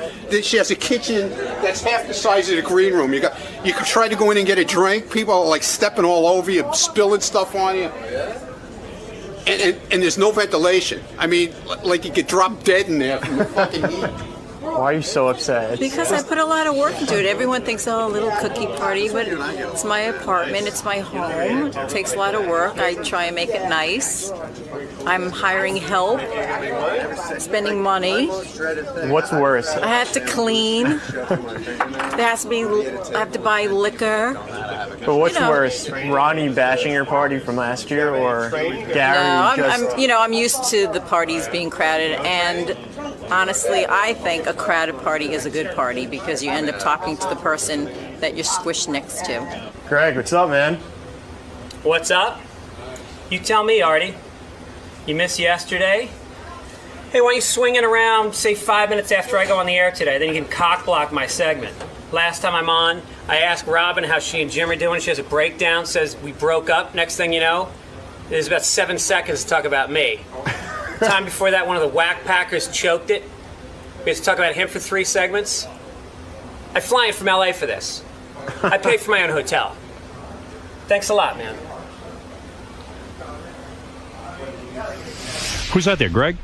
Yeah. Yeah, tell him to come on in. Okay. Greg Fitzsimmons. Artie was supposed to be here around 8 o'clock because he had a 6:30 doctor's appointment. Well, when you're going to the doctor at 6:30, there's no guarantee you can get to work. You know how doctors can hold you up.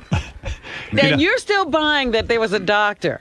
You don't even think there's a doctor. Hey, I got a quick question for you. You're really turning into a cynic. I got a quick question for you. I got a lot of crap on the wrap-up show yesterday about that there's no consequences around this place for Artie. Right. So the question is, if Artie doesn't show up today, should I just should I call him? Like, what do I just you call him and yell at him? No, but what do I do? Do I just say? That'd be funny and tape that. No, I mean, look, Artie, I have to reprimand you. I mean, we'll just see if he comes in tomorrow then? Yeah, I mean, I don't know. I mean, what consequences? I mean, the guy says he's sick. Yeah, I mean, as far as I'm concerned, like if Artie's here, it's great, and if Artie's not here, that's great too. So, I mean, it's not like... But the crap we were getting on the show yesterday was if this were Benji, or this were Fred, or this were Gary, there'd be all sorts of hell to pay. No, there wouldn't. I think if I missed 12 days, you'd be mad. Yeah, I guess, well, you know what? Essentially... Artie and I have kind of a deal worked. I'm not apologizing for Artie. I know Artie has a problem, and and I want Artie to get help, whatever that is. But at the same point, it's kind of like Artie and I have always had kind of this deal. Like Artie came into the show, he had a lot going on. He was like, "Hey, sometimes I'm going to need some time off." And I said, "Artie, it's cool because like Robin and I do our thing, and Fred, Fred I need here every day, Robin every day. But if you want to float in and out, that's cool." Now, granted, I'm not saying this is good, and I'm not saying I'm looking for this, and I don't think it's great. But I don't know. If you want to reprimand him, you can. No. Well, you know what I was thinking about? Because I heard that conversation, and I said, you know what? Remember there was a period of time where I was late a lot? Yeah. And no one ever said anything to me. No. I finally, remember I grounded myself? Right. You got to reprimand yourself. I feel like I'm watching an episode of Intervention right now. Yeah, except the guy who worked at Intervention, the guy's not here. With is not well, no, here. First they interview the family, and there's this whole conversation while they're tracking that guy separately, and then they. By the way, let's talk more about Artie as I sit here after flying in from LA, putting myself up in a fucking hotel because Sabian wouldn't approve it, and then we can talk about Artie until he walks in 6 minutes and cock blocks the entire segment that I flew in for. I was thinking about that too. Like, you poor thing. If Artie did walk in, there go all my plans to get out of here at 10 o'clock because then I got to interview him. Hey, Art, I got to be out of here by 10. What time are you getting in? Because if you get in... I said to Gary, I said, listen, if the show goes to what it normally goes, I'll be in okay with a couple of minutes to talk, but if you get out right at... I mean, does that ever happen? How sure are you? Why don't you just... I'm 100% positive. Today you're getting out exactly at 10? Yeah, I got to. Oh, fuck. I'm sorry. Well, I don't know if you want to talk to me on the phone. Turn around, go home, and then tomorrow we'll have a whole conversation about, whether you're on drugs or not. And next time, try to schedule your doctor's appointments outside of the show. First of all, I heard the first 20 minutes of the show. Where did Robin grow up? On fucking Mars? Did you ever hear of money? Any doctor... Who wants to see a doctor at 6:30 in the morning? Are you dying? I give any doctor $2,500 for CSC. Are you dying? You don't need a doctor at 6:30 in the morning. I vomited blood, sweetie. Oh, please. Again, I'm the only one who believes you're sick. Well, I'm not sick in the sense where I got like the flu or something, but what do you have going on?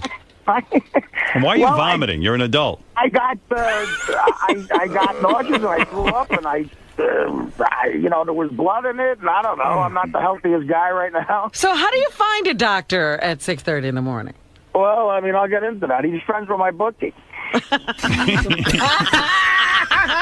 In other words, he's a guy who uses your bookie too. Put it this way: if someone in the Lucchese family needed a bullet removed, they wouldn't go to the hospital. So if this guy knows your bookie, it's Greg Fitzsimmons, Artie. How are you? Oh, hey, Greg. How you doing? Good. Well, good. A lot of fucking elbow room on the couch today. But so if this guy if the doctor's friends with your bookie, does he have to recuse himself from the death pool because of inside information? So Artie, Artie, wait a second. So you vomited blood. Right. Okay. When? Not like a ton of blood. There was blood in it, yeah. That could have been irritation. So are you going to make... Robin always looks at the rosy side. So, Art, are you going to make your important... And she's the nurse. Are you going to make your important book signing tonight? Well, yeah, that's why I'm coming in. I don't want to look like a shithead. And he's also he's making up the best damn sports show that he missed yesterday because he was sick. So you got a full schedule. I don't know. That's what Teddy said. Today I'm doing that? I'm not doing that today. I'm sick. I got to go to the doctor. Again? I thought you were just at the doctor. Artie, you had said fairly recently that people in show business don't get sick. In other words, that you kind of implied that if I ever call in sick again, it means I'm back on some sort of drug. I mean, I was halfway kidding. I mean, I'm just afraid that I don't get sick a lot, and I'm just paranoid that one day, because I'm so unhealthy, it's like in a day I'll just disintegrate and die, and I'm more like paranoid about it. And I'm like, the heaviest I've ever been. So what did the doctor say? Blood, I get all what did this doctor do this morning? He sold me some Coke. No, really, but what are you going to do? You're vomiting. I mean, I don't know anyone who vomits at your age. Really? Yeah, wow. I mean it. I mean, unless they're really violently ill. I mean, Nicole Richie, but that's not sick. I don't know what's going on, dude. Is he bulimic? I'd like to say everything's going to be fine, but I haven't led a healthy life. I'm 41. I remember when I was like 29 and I was doing all, partying and shit. I remember I saw a doctor in L.A. and he's like, now you're young, you can bounce back. And they put all these things in your head that worry the shit out of you. He said, well, when you're 40, this is why people die from drinking at 40. And so now I'm just scared shit. All right, there's a couple of questions that have to be asked, even though I have to get out of here. A, are you still really going to a psychiatrist and visiting him, or you've kind of bailed out of that? No, I see the guy. Maybe, once a week, or not even that? I see him twice a week. You still do? Yeah, why? Who told you that? No, nobody told us anything. We're just wondering. Everyone was speculating that you're not really in any kind of therapy. No, I see the guy twice a week. Oh, and are you still lying to him? What do you mean lying to him? Like, remember when you had to drink, you wouldn't tell him you had to drink? You talked me into that. I didn't tell him one time, but then I told him I had tequila that time. All right. And, the guy, if you knew the guy, he's like, if you disappoint him, it's like disappointing your grandfather. It's the worst. He gets all sad. So are you here to say, and because I'm addressing this to all your detractors, right? Are you here to say that you are definitely not on anything, and that I'm not on drugs. And you just woke up and threw up blood? No, I threw up blood last night after the new peanut M&Ms are in for Christmas, the green and red ones, and I had like about 80 of those, and then I threw up. It was red food dye. It wasn't blood. Dye, yeah. Yeah, no, it was blood. Can I just say how dysfunctional this show is? Like, everyone's worried about you and your health, and then the day you go to the doctor, they take a shit on you for it. Yeah. I know exactly. Like, you got to get it together. But Art, you understand why people think it's odd, because you could have gone to the doctor all day yesterday instead of this morning. Well, wait a minute. If I didn't throw up this morning, I wouldn't have went to the doctor. I just got scared that, I'm just scared that one day I'm just going to blow up and die. But Artie, what was the illness yesterday? What was the what, Robin? What was the illness that kept you out of work yesterday? Well, the same thing. I was completely nauseous and couldn't talk. I think it might be stress, too, but I was throwing up. I didn't throw up any blood, though, you know. And well, then, after you throw up a bunch of times, you might throw up some blood. Well, all right. Well, let's see. I'm not. Yeah, but he doesn't know that. I should have called you. All right, let's take a vote now. Robin, you claim Artie must be on something. You say at least alcohol or something. Now that you've heard, because alcoholics do throw up blood. Now that you've heard Artie's explanation, are you willing to say that perhaps he really was sick? I'm not willing to say Artie was sick. Okay, so you're sticking to your Listen beliefs. to him. Does he sound sick now? Not at all. That's the last $40,000 party I throw you.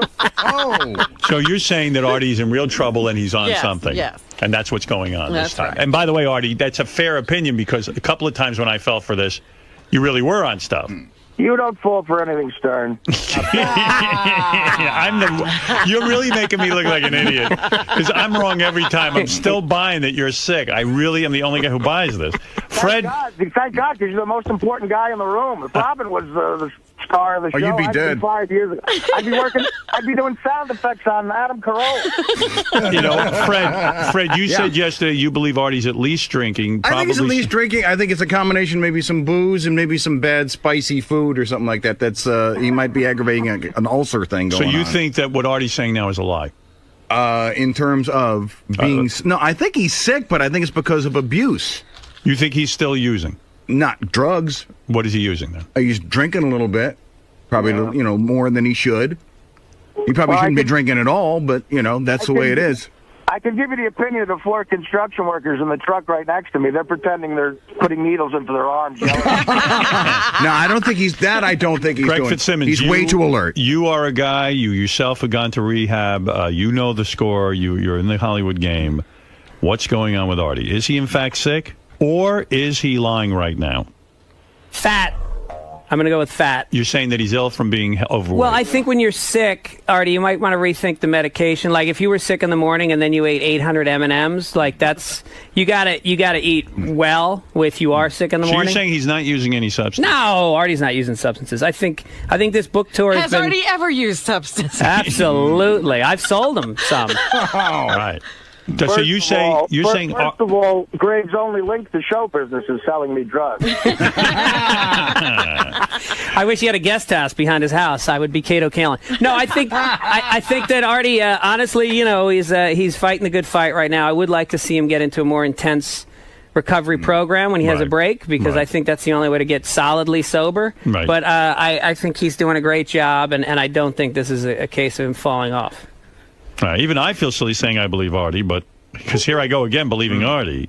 I really do. I mean, I always am the one believing Artie, and then, of course, he always comes in and goes, look, I was on heroin. Or Right now, he's in bed. He's not in traffic.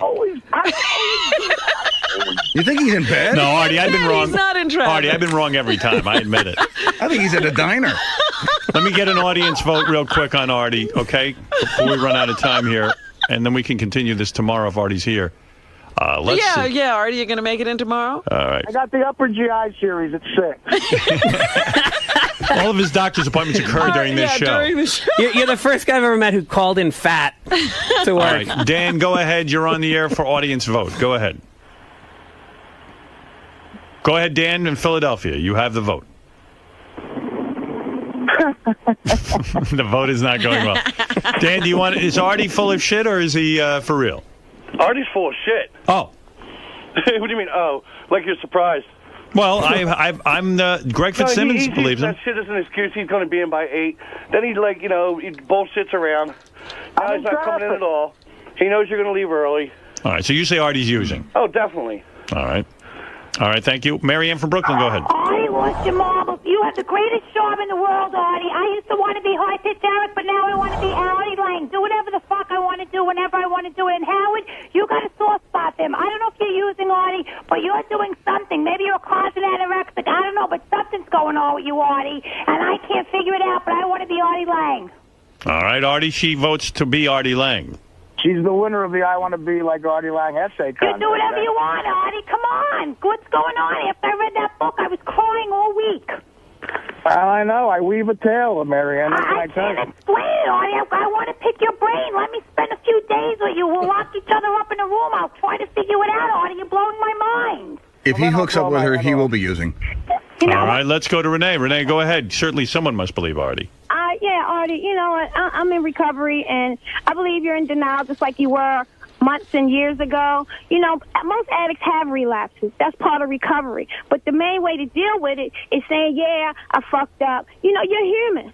We all make mistakes. But the thing is, if you want to stay clean, you gotta want to be in recovery. You gotta want to stay sober. If you're not ready, just say I'm not ready. I fuck around, I get high, I do this, I do that. So Renee, you think Artie is lying now? I mean, he's saying he's.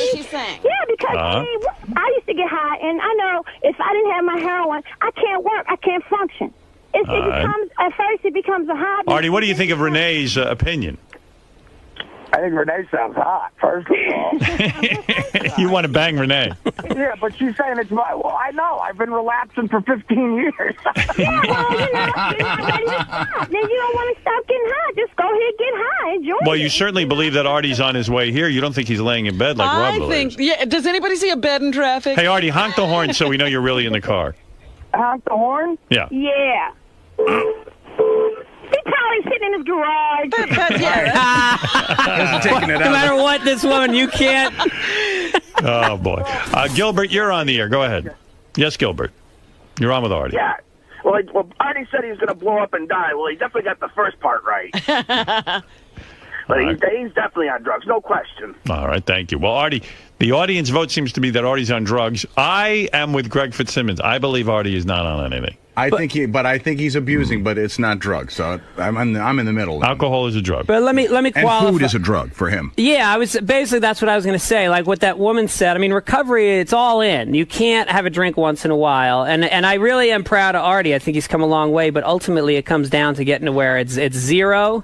And I know a guy who had been sober for 10 years, and he talked to a friend of mine who'd been in AA forever, and he's like, "Look, if you need to lapse, you need to lapse." Like that woman, no one's going to kill you. You might have to find your bottom again.